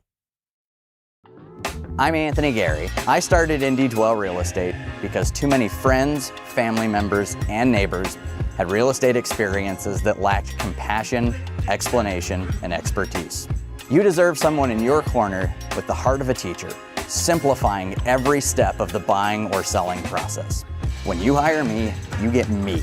Start to finish, you'll never be handed off. No stress, no surprises, just the expert guidance and results you deserve. Anthony Gary, Indy Dwell Real Estate. Call or text 317-756-1159. 317-756-1159. Did you know Honeysuckle Hill in Brazil offers more than just a fabulous made-from-scratch meal at the bistro? It also has an adjoining cottage, great for a perfect, relaxing weekend away with a scenic waterfront view. The cottage offers 3 bedrooms, 2 baths with spa-like tile showers, full kitchen, living room with fireplace, laundry facilities, and a full deck overlooking the lake. And Andy, one of the owners, delivers breakfast in a picnic basket at 8:30 each morning. Plan the perfect weekend away at the scenic Honeysuckle Hill property on the water in beautiful Brazil. Book today by visiting their website at honeysucklehillb.com. Are you seeing cracks in mortar, moisture working through walls, facade or structural failure beginning to surface? Bramwell Mackay sets the standard for exterior and structural building solutions. Our 40-year master masons and industry experts address moisture intrusion, failing foundations, masonry deterioration, and more. From preserving historic landmarks to addressing modern building envelope issues, Bramwell Mackay delivers full spectrum service with white glove professionalism. In Indianapolis, call 812-33-BRICK. 812-33-BRICK.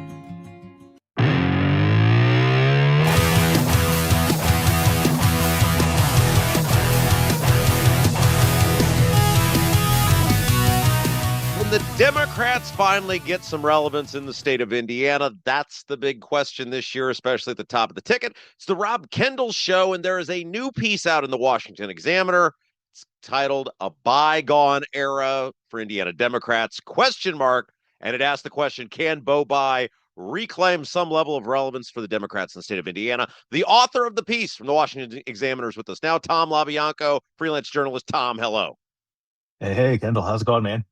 I'm doing all right. All right. So this piece, you spent a ton of time on this in and around the Bai orbit. Tell us about actually putting the piece together. It's not like your basic local newspaper piece. It's basically an expose on the Bais and their family and Bo Bai himself. Yeah, and we talked about this. Full disclosure, we've talked about this for a few months and on. So, I don't think that would be any surprise to regular listeners of the and viewers of the Rob Kendall Show. When I came at it, when I started on this, I don't know, months ago, over the beginning of the summer. We're now at the end of the summer. I was pretty hardcore that this is a cakewalk for the Republicans. And I've been very insistent on this, and we've talked about this offline. I didn't think that Ballard has a shot, and I don't think that Ballard has a shot at winning per se. Now, will they get on the ballot? Yes, I think that's absolutely something that can be done, and we'll talk more about that later.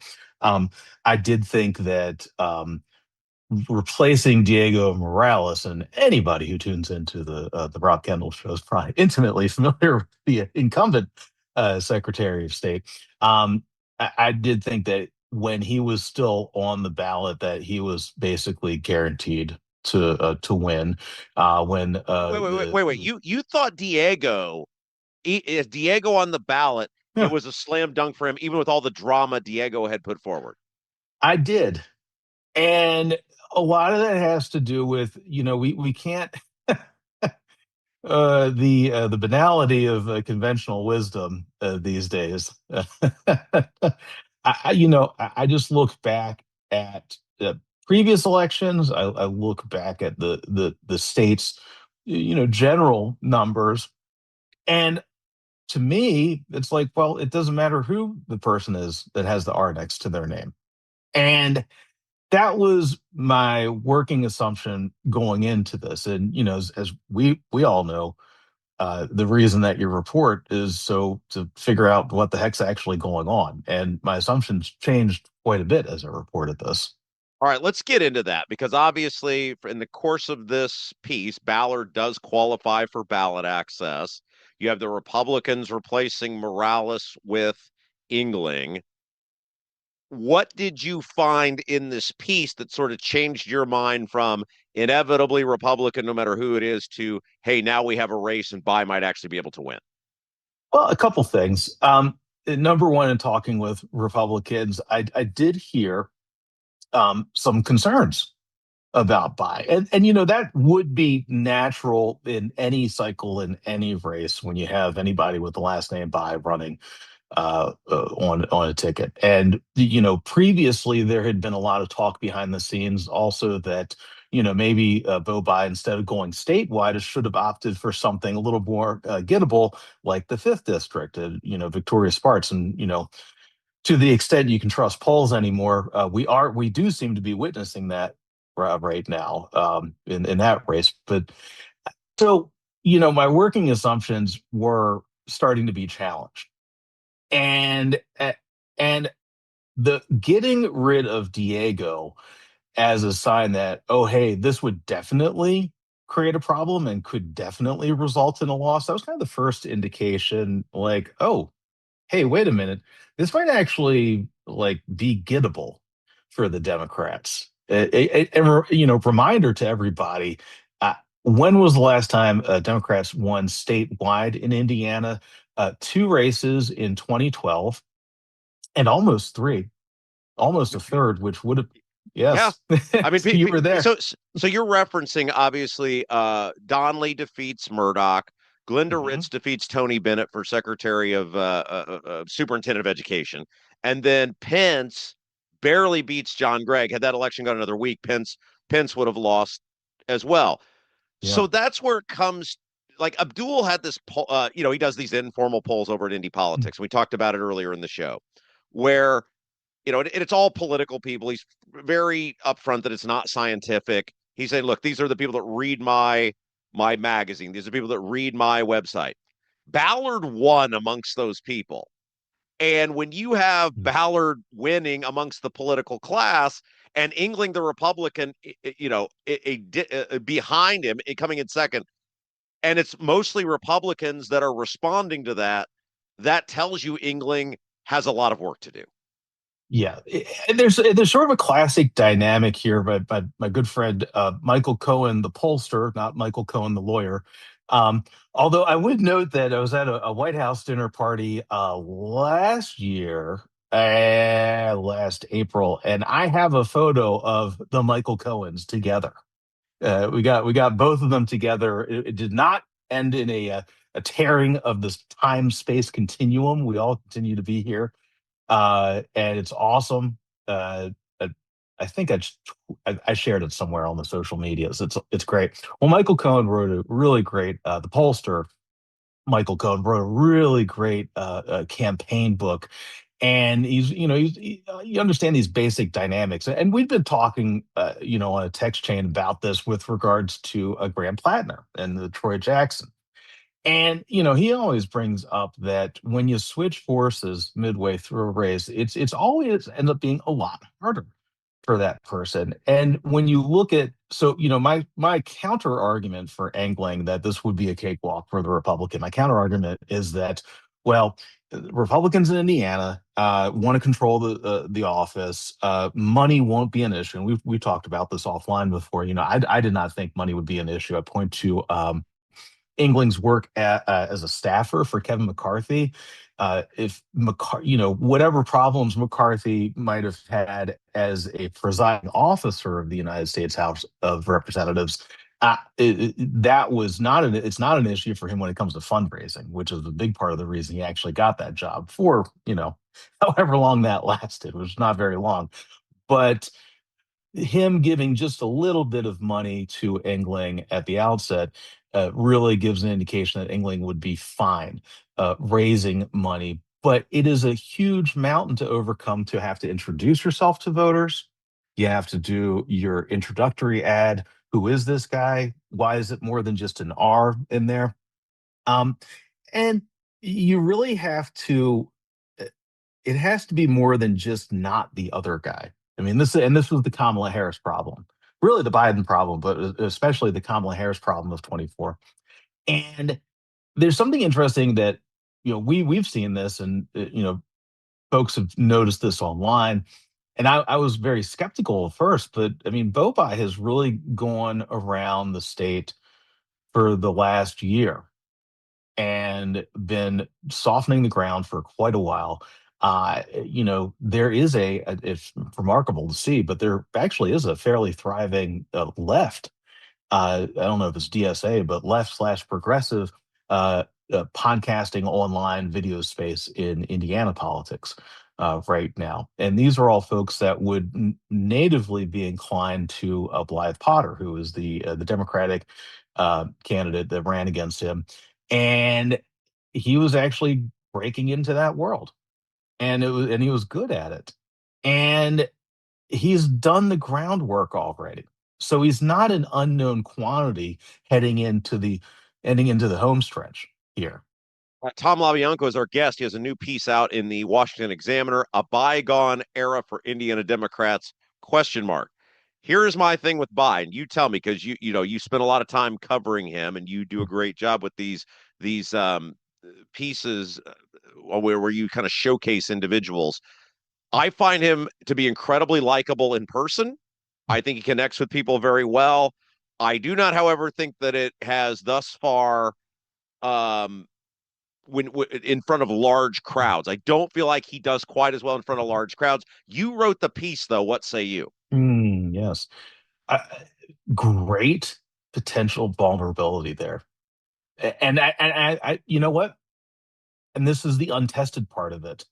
I saw him up in South Bend, 3 weeks ago, give or take, and South Bend Democratic Party, St. Joe Democratic Party picnic that they do up there. And, again, just like you just mentioned, that, very easy working the room, really, relaxed, great at the retail, which is essential. Great question. I don't know. It's such a weird dynamic this cycle because you don't have a U.S. Senate race, you don't have a governor's race. The Secretary of State is the top of the ticket here. I mean, this is the marquee race in Indiana. You'd never guess that Secretary of State is the showstopper, but here we are. You got a chance to talk to him, though, right? Like, what did you find in your dealings with him? I've told people one-on-one, he's an incredibly compelling guy, and he seems like an actual pretty good dude. And I think he wins a lot of people if he gets people one-on-one. Absolutely. He mentioned this at the picnic. He said he'd gone to 82 of 92 counties. And you of course will recall that back when things were different, back before you figured out who Micah Beckwith was, when he was doing this campaigning, he put in the groundwork too.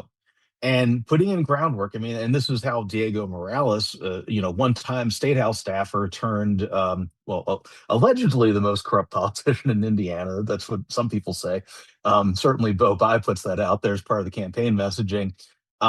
Putting in that groundwork, handing out the plates at Lincoln Days, as they say, or if you're a Democrat, a JJ, or I don't know if they do Obama dinners out there yet, but whatever the Democratic dinners, yeah. So we're gonna have Evan Bai on later. Well, it'll actually air on Monday of next week, but we're scheduled to tape it on Friday. And I think about this, like, I kind of feel bad for a guy like Bo Bai because, like, my parents were like, do whatever makes you happy, follow whatever path you want to follow, right? And you aren't born on third base like a guy like a Bo Bai might have been, but you have the freedom to do whatever you want to do. Do you get the feeling that he was pressured into doing this, or do you think he went of his own volition into this race? That is a good question. I mean, I think there's kind of some native pressure there.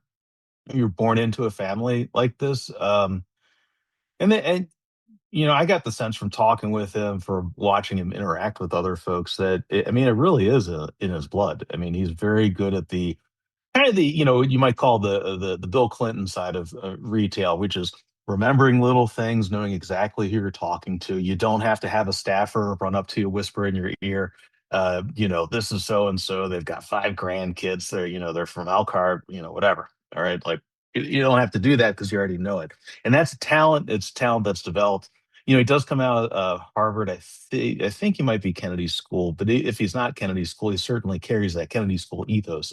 And I did do some research at the Kennedy School many years ago, and then also some newsletter writing on the side, just full disclosure there for the Kennedy School. So you definitely get that. They put out books, like Pete Buttigieg too, where it's, very interested in public service. This is part and parcel. So, I mean, I certainly saw that reflected in him. But it also, you can kind of tell it like that's the type of thing where it hits a nerve. And, the question then is, Evan Bai was not Birch Bai. And any Indiana Democrat will tell you that. Folks out here that work for Birch and, work for Evan, I mean, they'll tell you that too, right? So there's always kind of that weird tension of, the father, the son, the grandfather, in this case, where do you exist in that world? And you can kind of sense Bo Bai really trying to cut his own path here. Yeah, I think it's his twin brother is not running for office clearly. So this is something that Bo did want to do. I think it's interesting, and in his comments to me regarding like why do this, why jump in, call to public service, but also really angry at the corruption. And I would note, and I will state this objectively, that yeah, if you buy a 90,000, use taxpayer dollars to buy a $90,000 luxury SUV, and that is a luxury SUV, from a car dealer that gave, what was that, $65,000, I believe, to the campaign. Very generous. Very Yes. generous. Looks pretty corrupt. Now, so he's running on that. He feels very comfortable on it. I should note too that even beyond Indiana, that's a national message. That's a unity message right now that's working for a lot of Democrats. So I think, and he's very good at the sell on that. Tom LaBianco, our guest. There's a new piece out in the Washington Examiner, "A Bygone Era for Indiana Democrats?" ? And it's about can Bo Bai revitalize the Democrats? What is his actual path to victory? Do you get a feeling to how he sees this working for him, and how much of a role does Ballard play in that? Yes, sir. That is the question. My God, every time I'm back in Indy, this is the question over beers. Where does Ballard draw from? And then that's not to cast aspersions on Ballard, but really, I mean, for as a practical matter. And I think we might have even talked about this about probably the donut counties, people that would have been living in Indy when he was mayor, former moderates, centrists, whatnot, kind of like the old the Indianapolis machine of years past.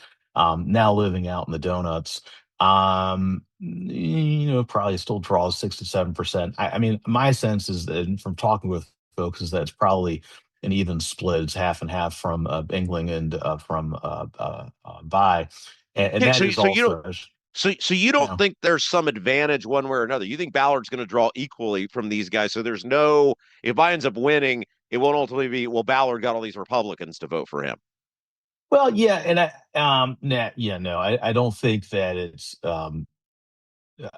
My sense from talking with folks, and this is also I would notice what the Bai campaign team has said as well, that they think it cuts half and half there.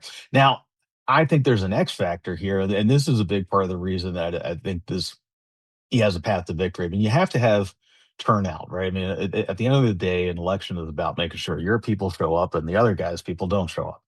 And that gets to the enthusiasm question. And consistently, we have seen across the country that Democrats have just an incredible amount of enthusiasm. I think that is a key X factor going into this. As much as we saw, and I know we talked about this months ago after the primaries, we saw the Trump White House successfully nix. I can't remember the exact number, but I think it was like five of their targets, a number of the targets. All right. And then a number of folks who weren't targeted per se, but had voted against the redistricting, and potentially another one, depending upon how this Thierry Copenhagen race turns out in Lafayette. That is interesting, but it's interesting within the confines of the Republican Party. And I keep seeing in other races, big turnout in these Democratic primaries. You look at overall turnout numbers, and the people showing up are people who are voting Democratic.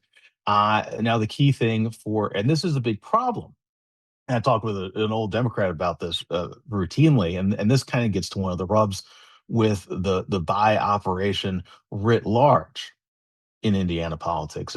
People, longtime Indiana Democrats will remember, how much damage was done when everybody decided not to run in 2010. He pulled himself off the ballot, sat on the $10 million. I mean, there's a lot of raw feelings about that still. When you get outside the donuts and you move throughout the state, if you start hitting the other, if you try to hit all 92, you go beyond Lake County, you go beyond Bloomington, and you go beyond Indy. The Democratic infrastructure is really withered. And that's something that, you can blame it on Biden, you can blame it on O'Bannon, you can blame it on, legislative leadership, who, the party chairs, you can talk about Obama. But for whatever reason, there is just a really brittle democratic infrastructure. And I would note, and I point this out in the piece too, a lot of that is also by design. When the Republicans successfully, I would note, went after unions, right to work, cut into that, cut into the teachers. All right. Like those are all things which used to be strongholds that the Democrats could rely on. And so the issue here is that something that might look on paper like a guarantee or pretty close to a guarantee might not, because you don't have that infrastructure of people to show up. When they had this it's the third annual St. Joseph County Democratic picnic up there, and this is kind of one of the things that I'd been asking folks at the picnic about, which is, you have all this energy, but how do you turn that into votes, right? I mean, you can have all the raw energy you want in the world, but how do you make that into a win? And you hear about door knocks, you hear about phone calls being made, but there's definitely some withered infrastructure. And I want to point out another thing, which is a kind of a bigger problem for Democrats, which is data, knowing who your people are, who to actually get out. If you recall back in 2012, after Romney lost, the Republicans will tell you this, it was a digital operation that had been especially built to beat back Obama in the 08 operation. That was called Orca. All right. So what ended up being a beached whale, clearly it did not work in 2012.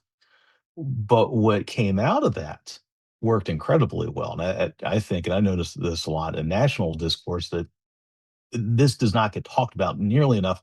The Republican National Committee built an incredible political data machine going into 2016. That's one of the things that Trump inherited, and it really helped carry him over the line in 16. Democrats haven't done that, and they still rely on an outdated NGP van. That's their voter data. I believe it's like owned by a Middle Eastern and hedge fund or something. So it's very anemic right now. And I've seen this. I know this is happening in Indiana. I've seen it in some other primaries in other states, Michigan. I was talking with somebody last year up there, where basically a lot of the candidates will go out and they hire people to like do patchwork fixes on this. And that can absolutely help. But it's always a lot better when you have the national party with millions and millions of dollars doing that, and you're walking in with all the infrastructure that you need. So those are really the lack of the withered infrastructure of the Democrats in Indiana, plus the voter data problem. Those are two key strikes against Biden and all the Democrats in Indiana, really. All right, Tom LoBianco, our guest, couple minutes left with him. New piece in the Washington Examiner, a bygone era for Indiana Democrats, ? Betting on politics is illegal in this country, yet somehow the prediction market is fine. I don't know. It is very befuddling to me what the hell the difference is between the two of them. But since the prediction market is fine, well, some states are trying to make it not fine, but you get what I'm saying. Yeah. If you had to make a prediction right now, who is the favorite in this race? And how far do you think Bai has to go to pull it off on Election Day? By a hair. Really? Mm-hmm. Yeah. You think right now Bai is the favorite right now? Yeah, by hair. I mean, really, like 1 or 2 points, maybe. And I haven't seen, oh man, I wish. I wish Hallie Politics was still paying for polling. I wish some of the media was still paying for polling. I would love to see a Christine Matthews poll. Well, right so now, you have changed then from where you were when you started this piece. To go back, you started thinking, well, it doesn't matter, it's the Republicans. You now believe, based on your research the past couple of months, that Bai, at least very close, but Bai is probably the favorite right now. Yeah. Oh boy, I hesitate to use that terminology because of how tight it looks to me from everything I've been able to see. But yeah, if the election were held today, you wrapped everything up, and yeah, I think he would win by like 1 or 2 points. think is going to be the Republican strategy against him? Because, hey, we hated your dad. I don't know, man. Maybe that'll work, right? Maybe I mean, the guy doesn't have a record, so there's nothing to run against. He said all the right things so far. They asked him about the men and women sports thing the other day, and he was just like, bam, here's my opinion. No men and women sports. Next, right? Like, he's very polished. So what do you think? What is the attack line against him?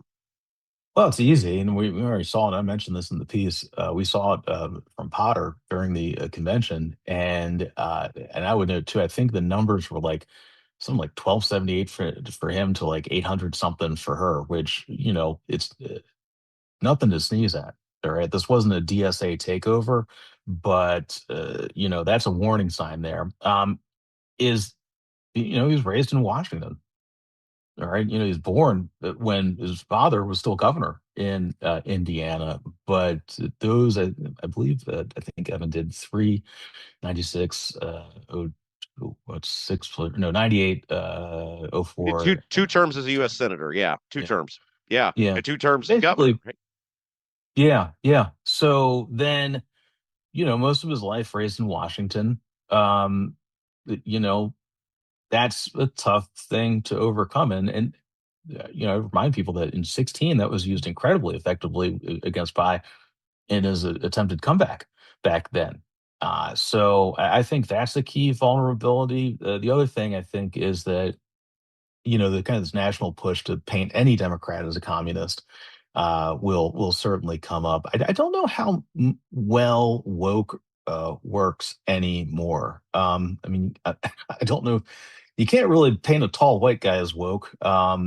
Maybe you can. I don't know, but I don't know how effective that one is. But certainly the residency stuff. There's no, and I don't have any evidence of a residency issue per se, but just being raised in Washington versus being a lifer. Now, the flip side of that too is that what's his name? Engling is was Washington staff as well. Okay, right. So you could flip that right around. I think it also comes down to money. Yeah, and he got $50,000 from Kevin McCarthy. So let's not act like right. Yeah. The piece is very interesting. I think 2 things that I come out away with is obviously you've changed your mind from where you started writing and where the race is, and you don't think Ballard's going to be much of a factor in terms of not that you don't think he might not do okay, but he's not going to be a decider based on pulling from one side or the other. I think those are 2 very interesting things, and that's kind of what the buys thing. Tom LaBianco, freelance journalist extraordinaire. Thank you as always, my friend. Thank you, Kendall. All right, we'll take a break. Be back. You're watching Rob Kendall Show.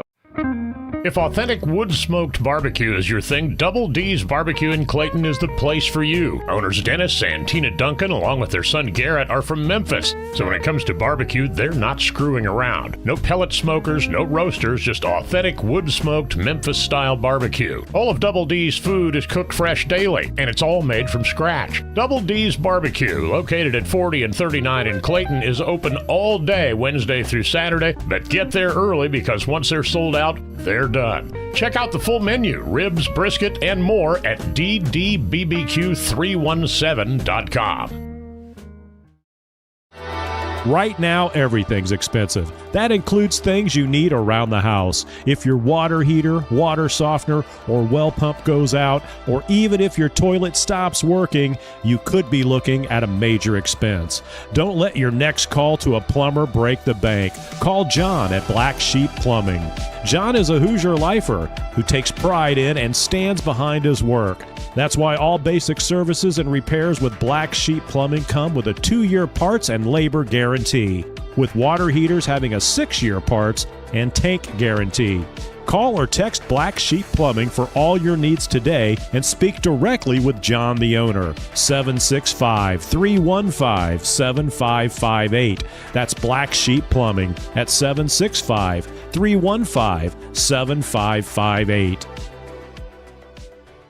Is the inside of your house a total mess, like a complete dumpster fire?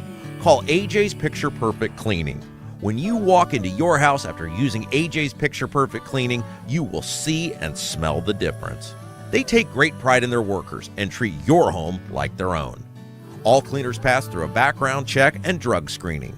Call today and mention you heard about AJ's Picture Perfect Cleaning on the Rob Kendall Show, and you will get an incredible $50 off your first clean. AJ's Picture Perfect Cleaning serves all of Central Indiana. Book your appointment today by calling 317-530-8148. 317-530-8148.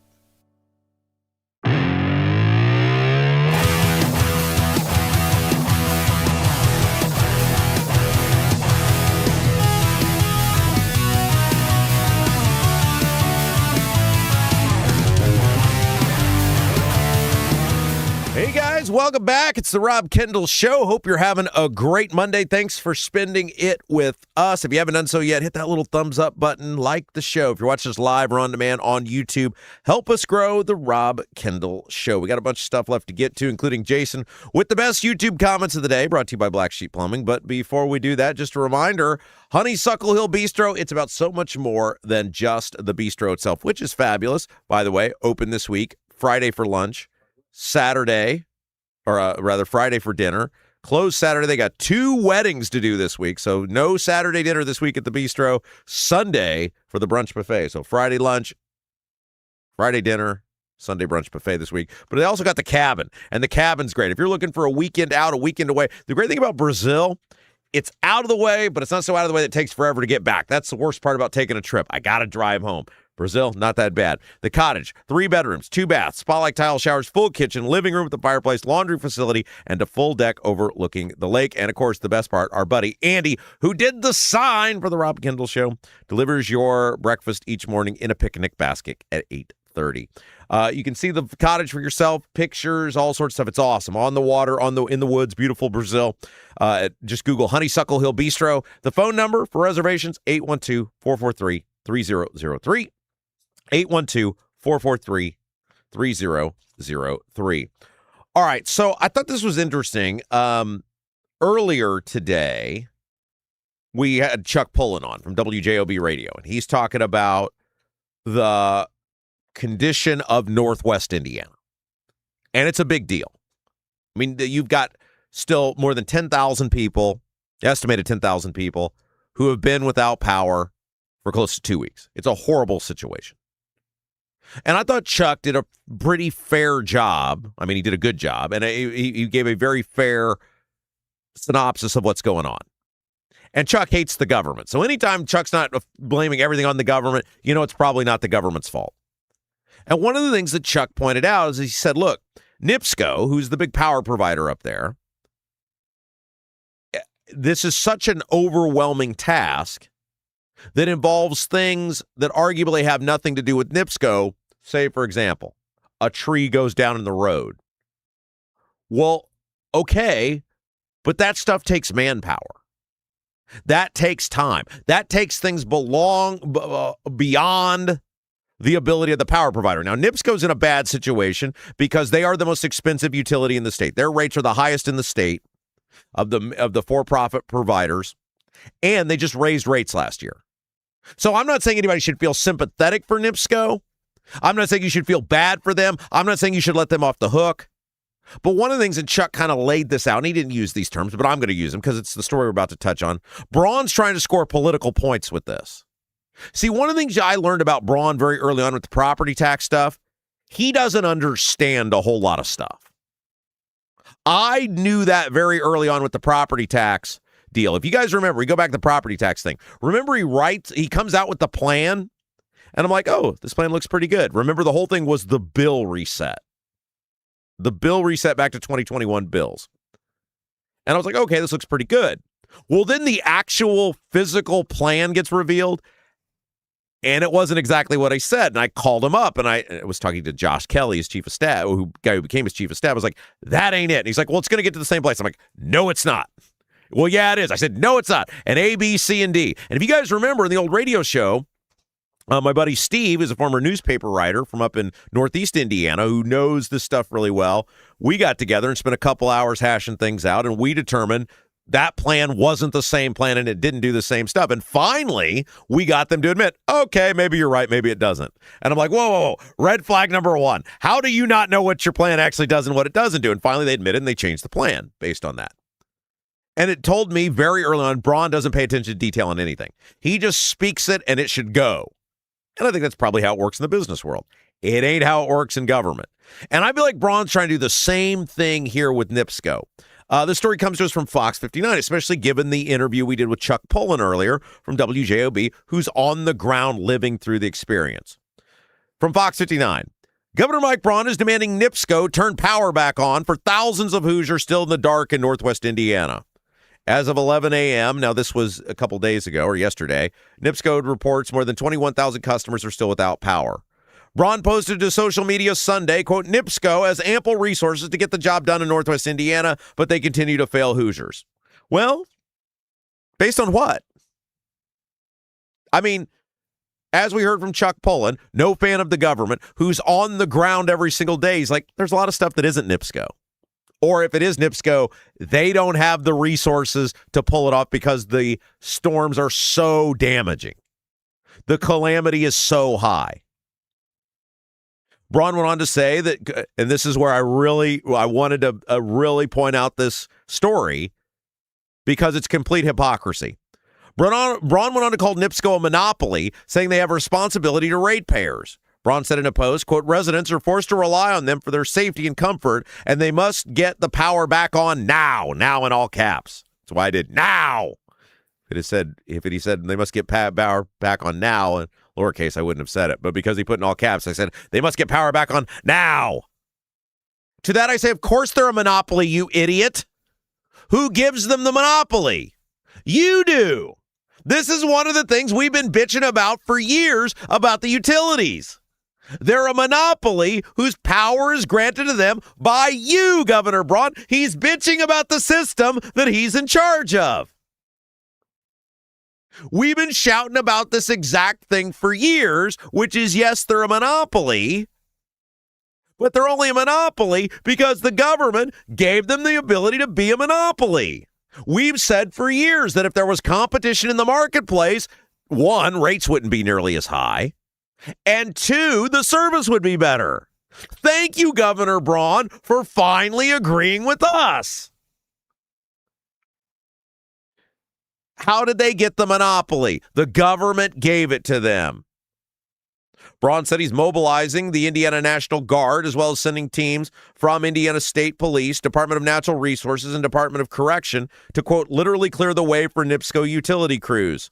Why didn't you do that 2 weeks ago? What? I read an article, I posted about it on at Rob Kendall over on Twitter, that they've declared today is D-Day for the Iranian economy and all of these things that the U.S. government's going to do now to strangle off the Iranian economy. I asked the same thing. Why didn't we do that 6 months ago? If you know there's storm damage to the point where you're asking the federal government to declare an emergency and give you billions of dollars, why wouldn't you have had the National Guard, the state police, and everybody else up there weeks ago? It's another example of Braun not doing his part, but blaming everybody else but himself. The utilities, especially for-profit utilities, are never going to produce to the level they should because, one, they're in it to make money, and two, they have a monopoly, so they know there's no competition. Both of those things, the rate increase and the monopoly, are the fault of the government. Braun's bitching about something that he's a part of, and yet he doesn't want to acknowledge that he's a part of it. Thank goodness he's finally acknowledged maybe letting a utility be a monopoly isn't a great way to do business. Finally, he's acknowledging letting a utility not have any competition isn't the most effective thing for taxpayers. Thank you, Governor Braun. Now I'd like you to acknowledge your role, the government's role in all of this. Braun went on to say there's, quote, no excuses for the delays in restoring power. I would agree. It's a bad look. I think it's especially a bad look given that NIPSCO raised rates last year. I think it's an especially bad look given the fact that NIPSCO has one of the highest utility rates in the country. Or, I'm sorry, in the state. They have the highest utility rate in the state. Not in the country, in the state. But you gave it to them. You being the government. The government has repeatedly rolled over for the utilities. The government has repeatedly done essentially whatever the utilities have asked. You have to look in the mirror if you're going to blame on the condition on the utilities. And again, when you read, well, I'm going to send the National Guard in. Well, why didn't you do that 2 weeks ago, idiot? I'm going to send the state police up there. Great. Should have done it 10 days ago. Do you guys have a dog but don't have a fenced-in yard? Maybe your HOA, it won't allow a fence. Worried about having to watch your furry friend anytime they're outside? Avoid the blazing hot summers, freezing cold winters with the All-American Dog Fence, the easy-to-use, in-ground, effective fence system to keep your dog secure and give you peace of mind anytime they're outside. The owners, Kelly and Jeff, they take pride in the fact that the All-American Dog Fence backs their Pet Stop products up with a lifetime warranty, and they're manufactured right here in the United States. Call or text All-American Dog Fence, 317-862-6606, 317-862-6606, or visit their website at allamericandogfence.com, allamericandogfence.com, 317-862-6606. And if you mention the Rob Kendall Show, you're going to get an incredible $200 off your order. Mention the Rob Kendall Show, an incredible $200 off your order. All-American Dog Fence, call or text 317-862-6606. And with that, it is time for you to become the star of the show, you the fabulous viewers, listeners of the Rob Kendall Show, in which producer Jason joins us to read the best YouTube comments of the day, brought to you by Black Sheep Plumbing. Producer Jason, hello. Thank you, Rob. How we doing today? Well, I'm fine. Awesome. 1, 2, 3, checking my audio here. Okay. If your water heater, water softener, or well pump goes out, you could be looking at a major expense. Don't let your next call to a plumber break the bank. Call John at Black Sheep Plumbing. Black Sheep Plumbing can do the job right at a fraction of the cost of the big guys. Black Sheep Plumbing says thank you to all military, firefighters, and police officers with an American Heroes discount. Owner John McKinney, you can find him in the chat most days. He's a proud Hoosier lifer, takes great pride, stands behind his work. That's why all basic services and repairs with Black Sheep Plumbing come with a 2-year parts and labor guarantee, with water heaters having a 6-year parts and tank guarantee. Guarantee. That's what I was trying to say. It's Monday. Call or text Black Sheep Plumbing for all your needs and speak with John directly. 765-315-7558. 765-315-7558. Black Sheep Plumbing. There we go. I need to thank my dad before we get going on this. Oh, Dad? I went to start the car this morning. Not my car. Wife's car. Wouldn't turn on. The nice car. The nicer car. It's very old, too. Not as bad as mine. And it wouldn't turn on. And then my dad, while I was here, I was like, I got to go. He's like, I'll fix it. And he figured out it was the battery. He jumped it, got a new battery. So you should buy your wife a new car, Rob. I should, but I'm woefully busy. Take care of the lovely little lady. I'm woefully busy. Yeah, actually, she should buy her own car because she makes the money in the family. Yes, that's right. She makes more money than I do. That's right. I work in radio. You knew that when you hired me. All right, chat. Get to the chat. Sorry. Chat, let's go. I don't want to forget to do that, though, because he fixed the car. Yeah. Good job, Dad. Thank you so much. Real Cowboy Chris starts us off this morning. Good morning from Bluffton, Indiana. So Zay is getting $625,000 for being a sleazeball and Braun being an idiot. That seems so Indiana politics. Isn't that? And they're so brazen about it now. The things they accused him of in those court documents, and then they're like, here's 3.5 years worth of pay. Have a good time. Right. That's your penalty. I mean, people should be outraged over that. Like, fuming mad, like vote every one of these people out of office. And you notice you're not going to hear a word. And so wasn't it just Friday that they were going to court and they were going to, and Braun came out with all these things. So we got Diego that has committed, what was it? What was what Rikita call it? Scandals, plural. Scandals, plural. Then Braun comes out with Zay's stuff, which was, what did he call it? $625,000 worth of cost to us, the taxpayers. Right, there we go. And there's two things. One, I'm convinced the reason that they settled was the judge ruled there could be cameras in the courtroom. And they did not want Braun You imagine Braun sweating. He'd be like that dude on 60 Minutes with all the sweat coming down. That'd be hilarious. They did not want Braun testifying under oath on television. And the fact that they're paying for Zay's attorneys is the big one. $140,000. It was like Friday evening, he popped over to Braun's house, knock, knock, knock. See my phone? See these text messages? Oh, yeah. See the photos? Yeah, and it shows you what that's right. How much do you need? What a scumbucket Braun is, because it appears they had Zay red-handed. And if I were Braun, provided he hadn't done anything that you didn't want the public to know about, I'd have said, you go ahead and post whatever you got.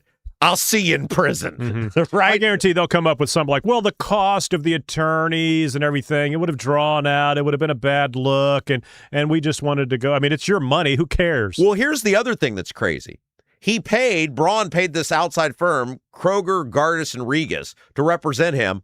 We have an attorney general with like 300 attorneys on staff. But he's busy with the jet ski lawsuit against the guy that screwed him. Couldn't we have used him? Isn't his job to represent the state of Indiana? I'm not trying to be facetious when I'm asking this. Like, is there some reason that Rokita, whose job is to represent the state, when Zay is suing the head of the state and other people in the state, wouldn't it?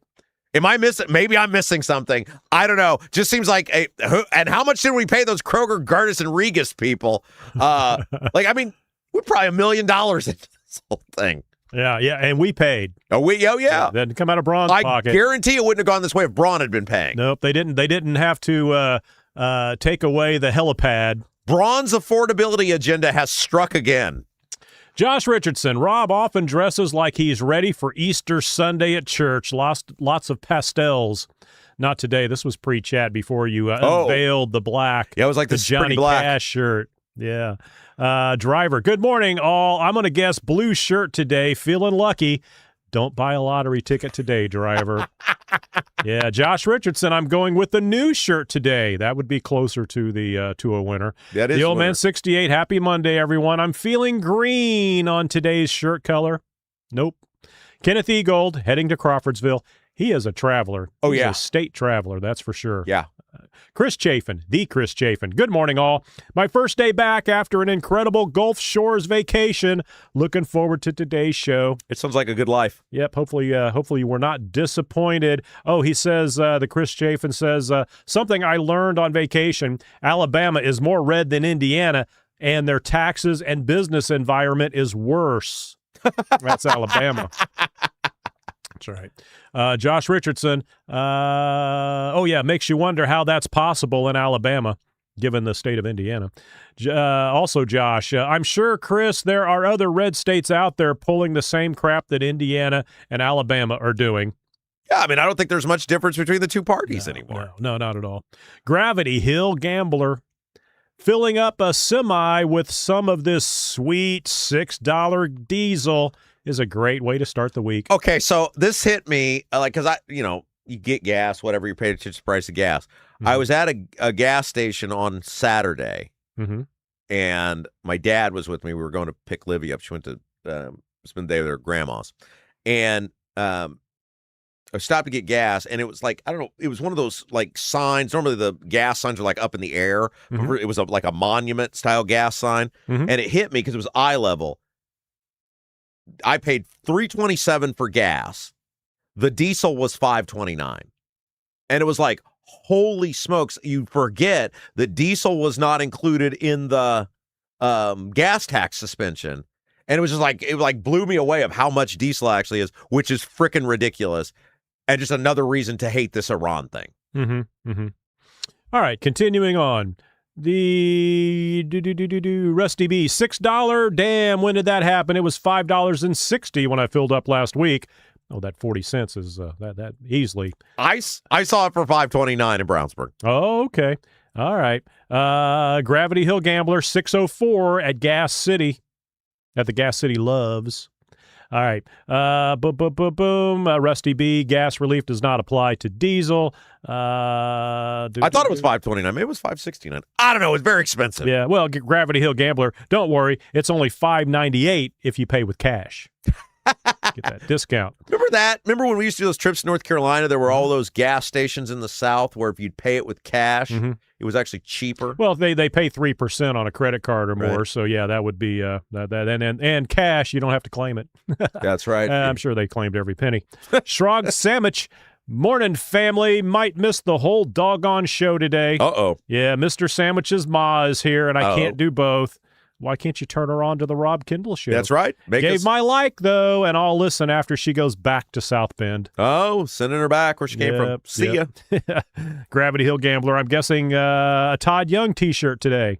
You should get a T-shirt with Todd Young's face on it. That'd be funny. Why would I do that? I don't know. Carol 1776. Wish this work thing would not interfere with my listening.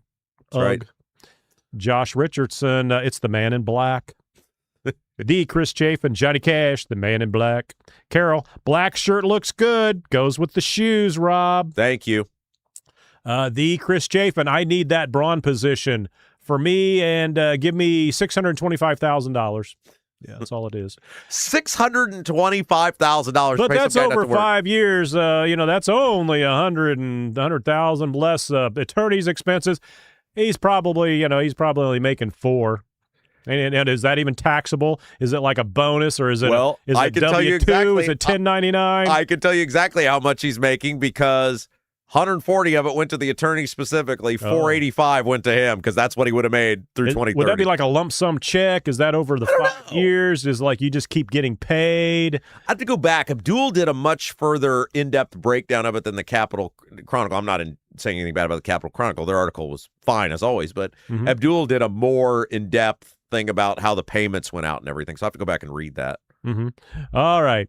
Doom. Okay, Steve Green with an E.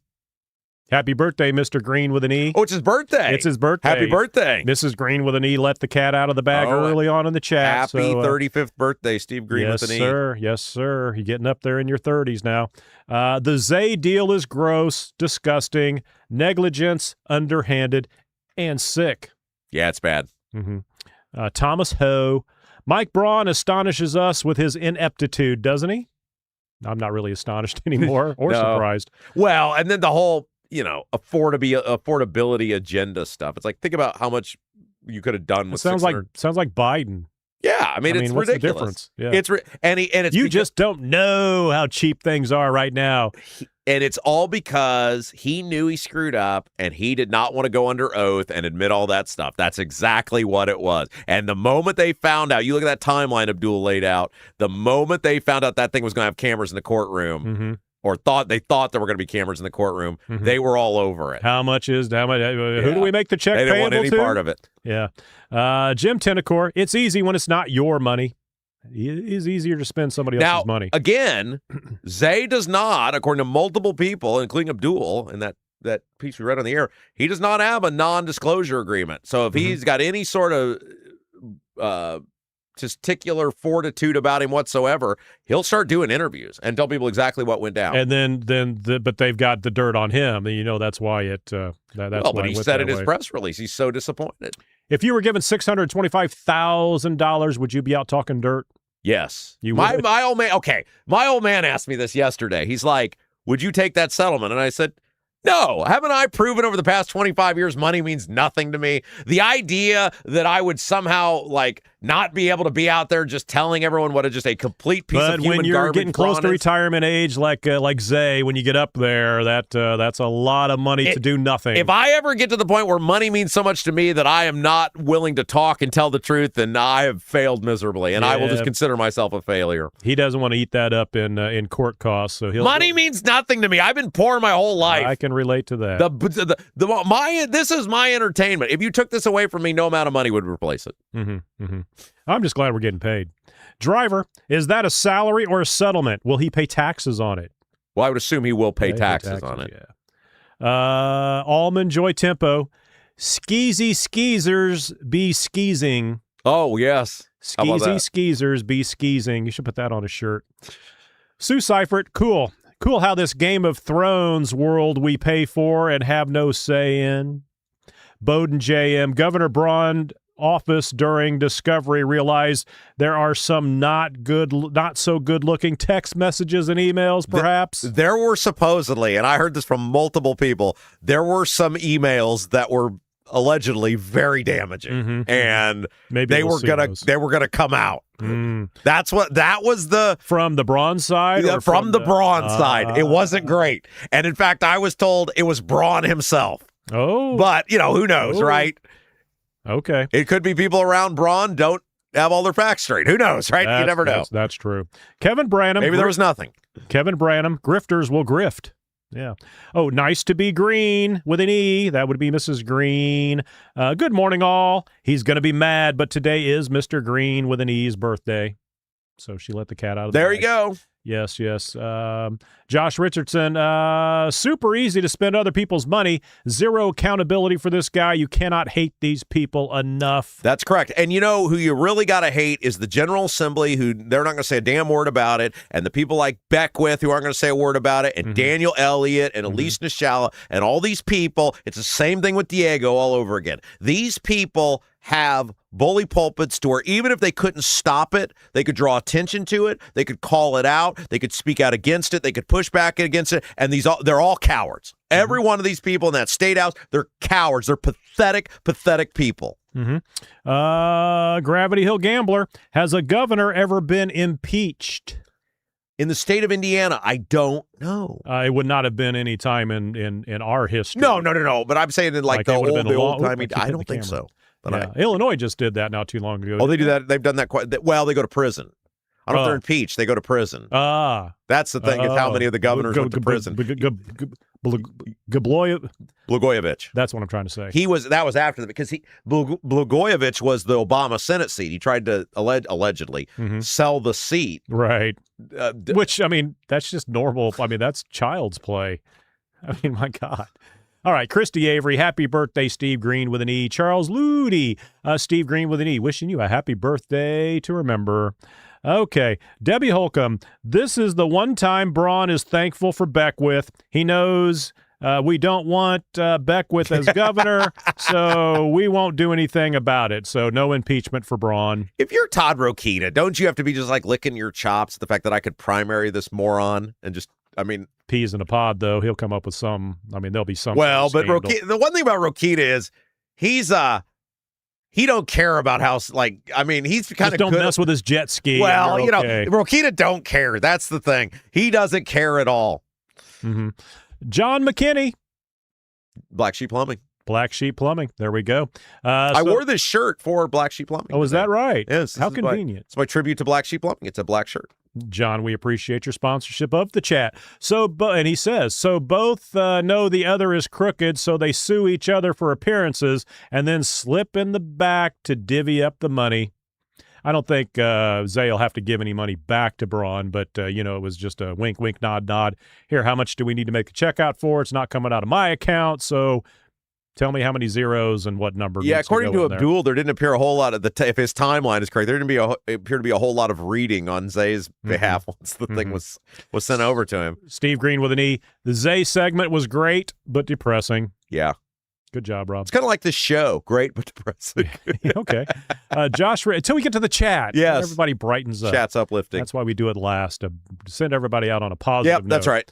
Josh Richardson, Steve E. Depressing for me because I know nothing is going to get any better. These people simply do not care about the citizens of this state. Yep, that's right. That's right. They care how you vote. That's all. Hey, real quick, Anthony Gary, he cares about you. Yes, he does. He owns Indy Dwell Real Estate, and he doesn't just show houses. He finds you homes with everything you're looking for, explains your options, gets your offer accepted without you losing sleep or sanity. Anthony's an expert negotiator, and he'd love to help you achieve your real estate goals. Anthony Gary put his expert buying strategy and experience to work for you. Call or text Anthony Gary, Indy Dwell Real Estate, 317-756-1159, 317-756-1159. On to your favorite topic, the WNBA. Oh, man. Everybody loves. Were you watching that game Everybody last loves night? When you talk about the WNBA, Rob. They can't get enough of the WNBA. Were you watching last night as all that went down? Yes, I did. And Caitlin played great. She got like 50,000 points, and they looked good. They were playing a crappy team. Same team where they had a few weeks ago, the big hoopla where the chick took Caitlin down, put an elbow to the throat. It was that team. And that's, I think, the chick that got into it with the dude that's a femme now. Oh, Ms. Freedom. I think so. Maybe not. I'm not sure. Enos that Cantor doesn't that doesn't go on. You don't see that during the telecast. That's always after the game that you hear about that stuff. They don't actually show that. They didn't show her yelling at him during the game? I don't like I was in the chat during part of the game, but I don't watch the I'm not that involved. I mean, I'm usually doing other stuff on the computer. Last night we had the interviews late, so I had to get all that ready to go because Rob didn't send me stuff till Sunday night.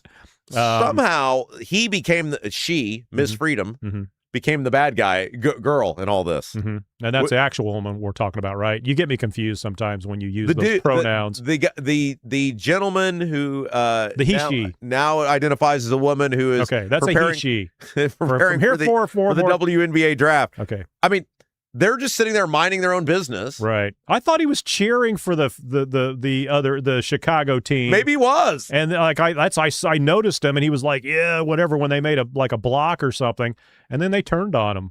That's not very sports. Can you imagine? Okay, sportsmanship. like let's just say it was an NBA game, and some guy on the NBA court starts just barking and challenging a fan basically to a fight.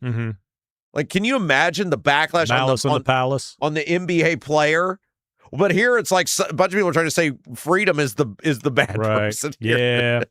You know, I'm starting to believe that a lot of this is orchestrated. Yeah, not orchestrated, but the league's like wink, wink, nod, nod. Yeah, let it continue, because would we be talking about the WNBA right now if we were talking about how fabulous Caitlin Clark's three-pointers were? When does the exhaustion factor set in, though? I don't know that it does. I mean, a good drama keeps going. I mean, that is pretty wild. Like, why would the NBA do it? Well, now it's kind of the gift. They got their money.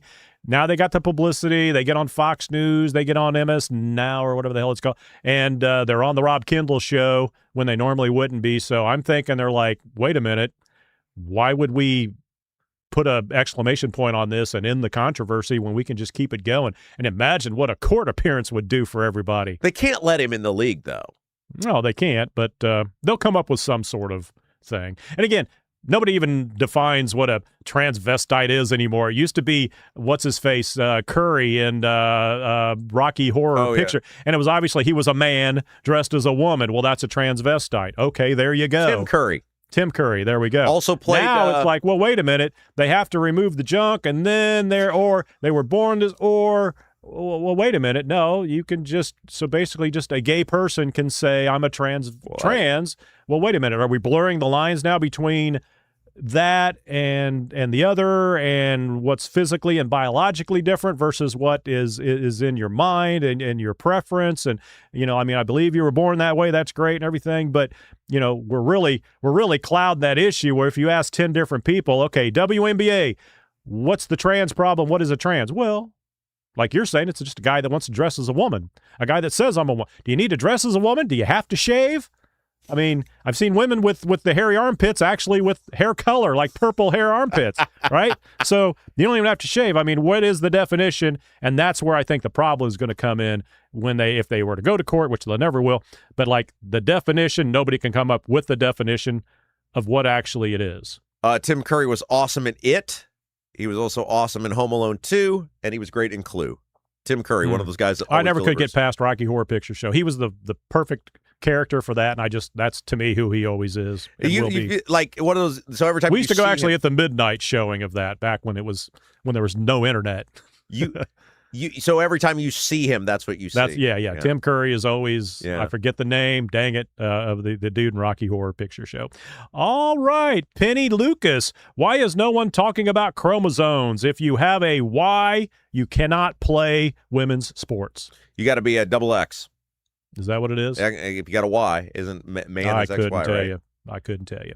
Charles Ludi, if you've noticed, the left has no regard for freedom of speech and freedom of religion when it conflicts with their idols within the LGBTQ plus pecking order. They kicked him out. That's the craziest part. She starts challenging him. Right. And he's just like, hey, you want to go? Let's go. He's hurting my feelings by being they threw him out of the game. Yeah, Debbie Holcomb. But they are in between a rock and a hard place. They can't defend women and LGBTQ plus. Yeah, it's kind of got a major issue. Women have taken a back seat again historically now. And Debbie Holcomb points out, is it to take away attention from Caitlin and Sophie's success? I think Caitlin is like very happy. She's like, thank God it's not me that they're talking about every day. She's already got her billions or millions or multi-millions and all that stuff. She's set for life there. She's just trying to get better as a player. And all this stuff, I think with Sophie, that's part of it. Like, you take the headlines, because every time Sophie gets a headline, she makes more money, gets more followers, probably gets more, sponsorship. Is she any and good? Caitlin can be like, I can just go to practice now. Is Sophie Cunningham any yeah, good? She's really. I mean, if you watch, she'll go in and drain 3 or 4 3-pointers right away. So she's not just good looking, and that's why she's actually a good player. Right. Yeah. I mean, that's fine. I mean, I don't, it's the. Well, there's not a ton of great looking women in the WNBA. Well, you see them sweaty. If they were, Lexi, which is also on the Fever. They're all on the Fever. Very beautiful girl. Well, that's true. I guess that's all the good looking chicks are on the Fever. Yeah, I can't think of one that's not. But there's a couple. There's a couple that I can think. I had that clip of Cantor Freedom on the template, and then all that stuff broke loose, and I was like, well, now I got to update the template because all stuff happened. Charles Child TK Necht. I don't know how to say that. That's a long one. That's a long one. No, not WNBA talk.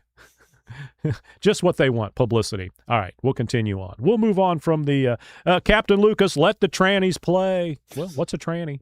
All right, here we go. Back to politics. Andy Engel, I'd vote for a lousy Republican over a Democrat any day. I worry the Dems are going to open our borders to Islamic invasion, a la London and Spain and Germany and wherever else. That doesn't mean I like lousy Republicans, but man, the alternative is most likely a disaster. I think it's the way a lot of people vote. They'll keep the Republicans will just abuse you into oblivion then. You were talking about seniors and veterans getting their property tax cuts and things like that. And now, for the record, what I said was I'm not against tax cuts. I'm against tax cuts that aren't paid for because that means somebody else ends up paying for them. You're just shifting obligations. Right. And Kathy Eaton McCallop says most seniors never got tax cuts.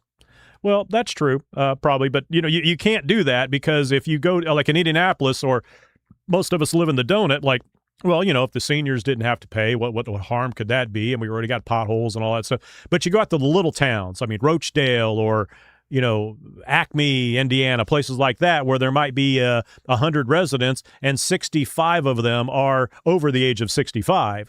Well, that means the other 25 got to pay all the property taxes for that town and things like that. Again, like as Rob was saying, okay, let's give the seniors a break. Somebody else has got to pay that because the government's never going to say we'll do less. Right. I mean, we'll do with less money. So that I think that's you the have point. to offset the tax cuts with the spending cuts. We'd love to have veterans and everybody not to have to pay, but I mean, then that just means your kids and everybody else is going to have to pay for you. Which I guess they would say, well, okay, the sacrifice I made, that's you should pay for me. I could see the veterans just being a senior. That's again.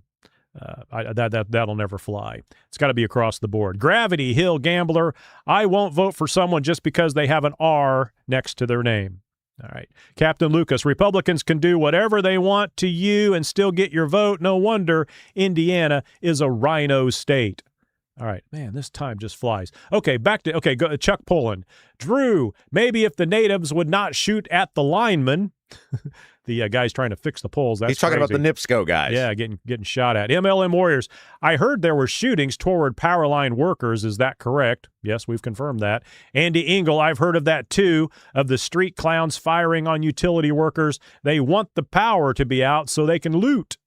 That's not a bad theory. Could be. That's not a bad I haven't theory seen at any all. of that or where the areas are. I mean, there's nobody in Gary. There's no gangs in Gary because there's nobody to rob in Gary. So, I mean, I don't think that's a gang problem. But Josh Richardson, lineman being shot is absolutely absurd. What an ignorant thing to do.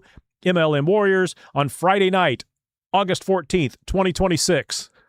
A marked NIPSCO utility vehicle was struck by gunfire in Gary, Indiana, while crews were working to restore power following severe storms. No injuries were reported. Yeah, I mean, that was a pretty high-profile thing. And I don't know why people would be doubting that happened.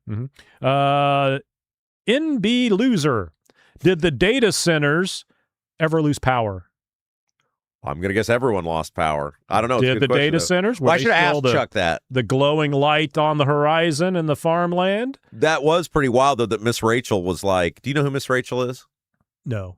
Miss Rachel's like, she's a kid's TV character.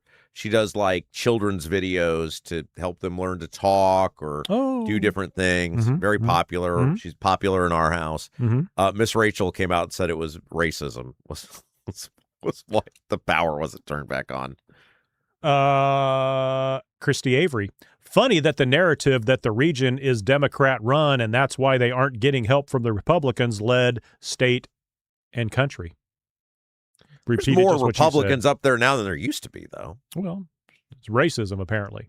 I don't know. Kevin Branham, good segment. Steve Green with an E. Kevin, I agree. Great piece. Thank you. MLM Warriors, great interview, Rob. Golf Tango X-Ray 70. Mr. Pullen seemed rather cavalier about the repair truck being shot at.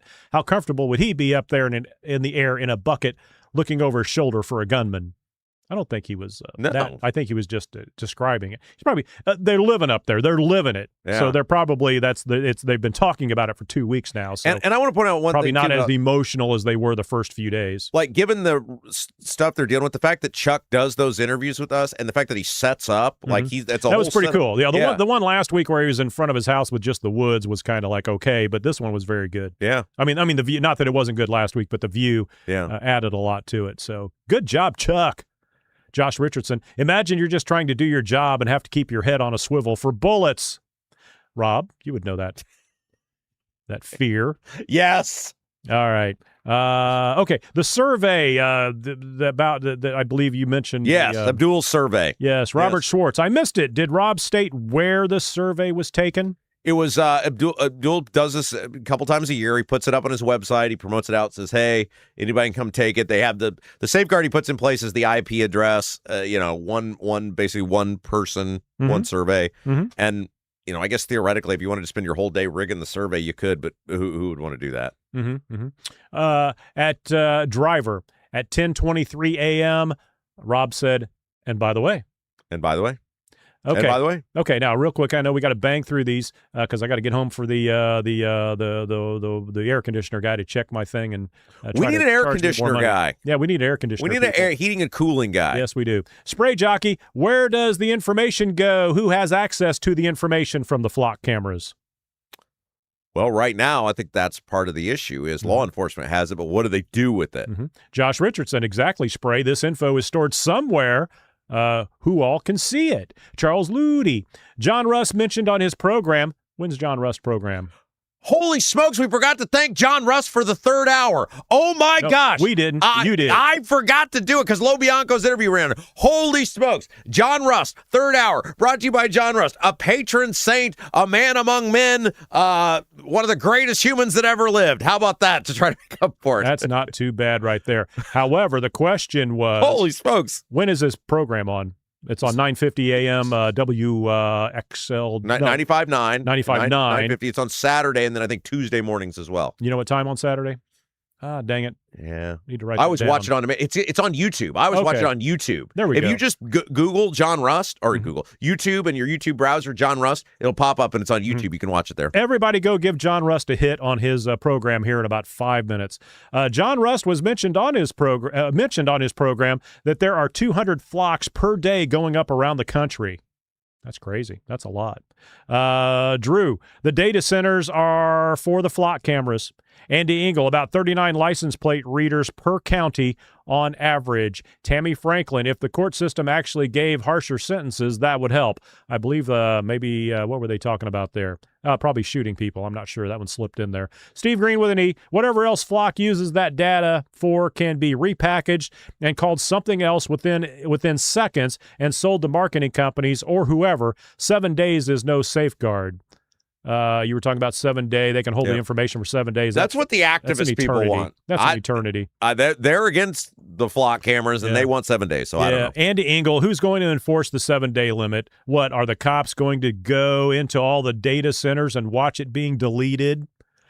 Driver, if law enforcement abused it, then the punishment needs to be so harsh that no one else would do it. Public tracking on them for the rest of their life. Termination, pension suspended, or surrendered. That's never going to happen. MLM Warriors at 10:47. We had 50 chatters. It's noon. Don't you have an appointment? I've got an appointment. Got to get going. I'm sure they're going to be early. Steve Green with an E. I'm not a fan of Lo Bianco. Okay, here we go. To make up for John Rust. Kevin Branham, thanks, third hour, John Rust. Steve Green with an E. Rust or bust, thank you, John. Josh Richardson, thank you, Mr. Rust. Ethan Hatcher, hour 3, thank you, Mr. John Rust. A true American hero. In Rust we trust. Rusty B., Thank you for the third hour, John Rust, Ludo, LD Stoltz. Wow, hour 3 here already. Today did kind of fly by. Driver, 1105.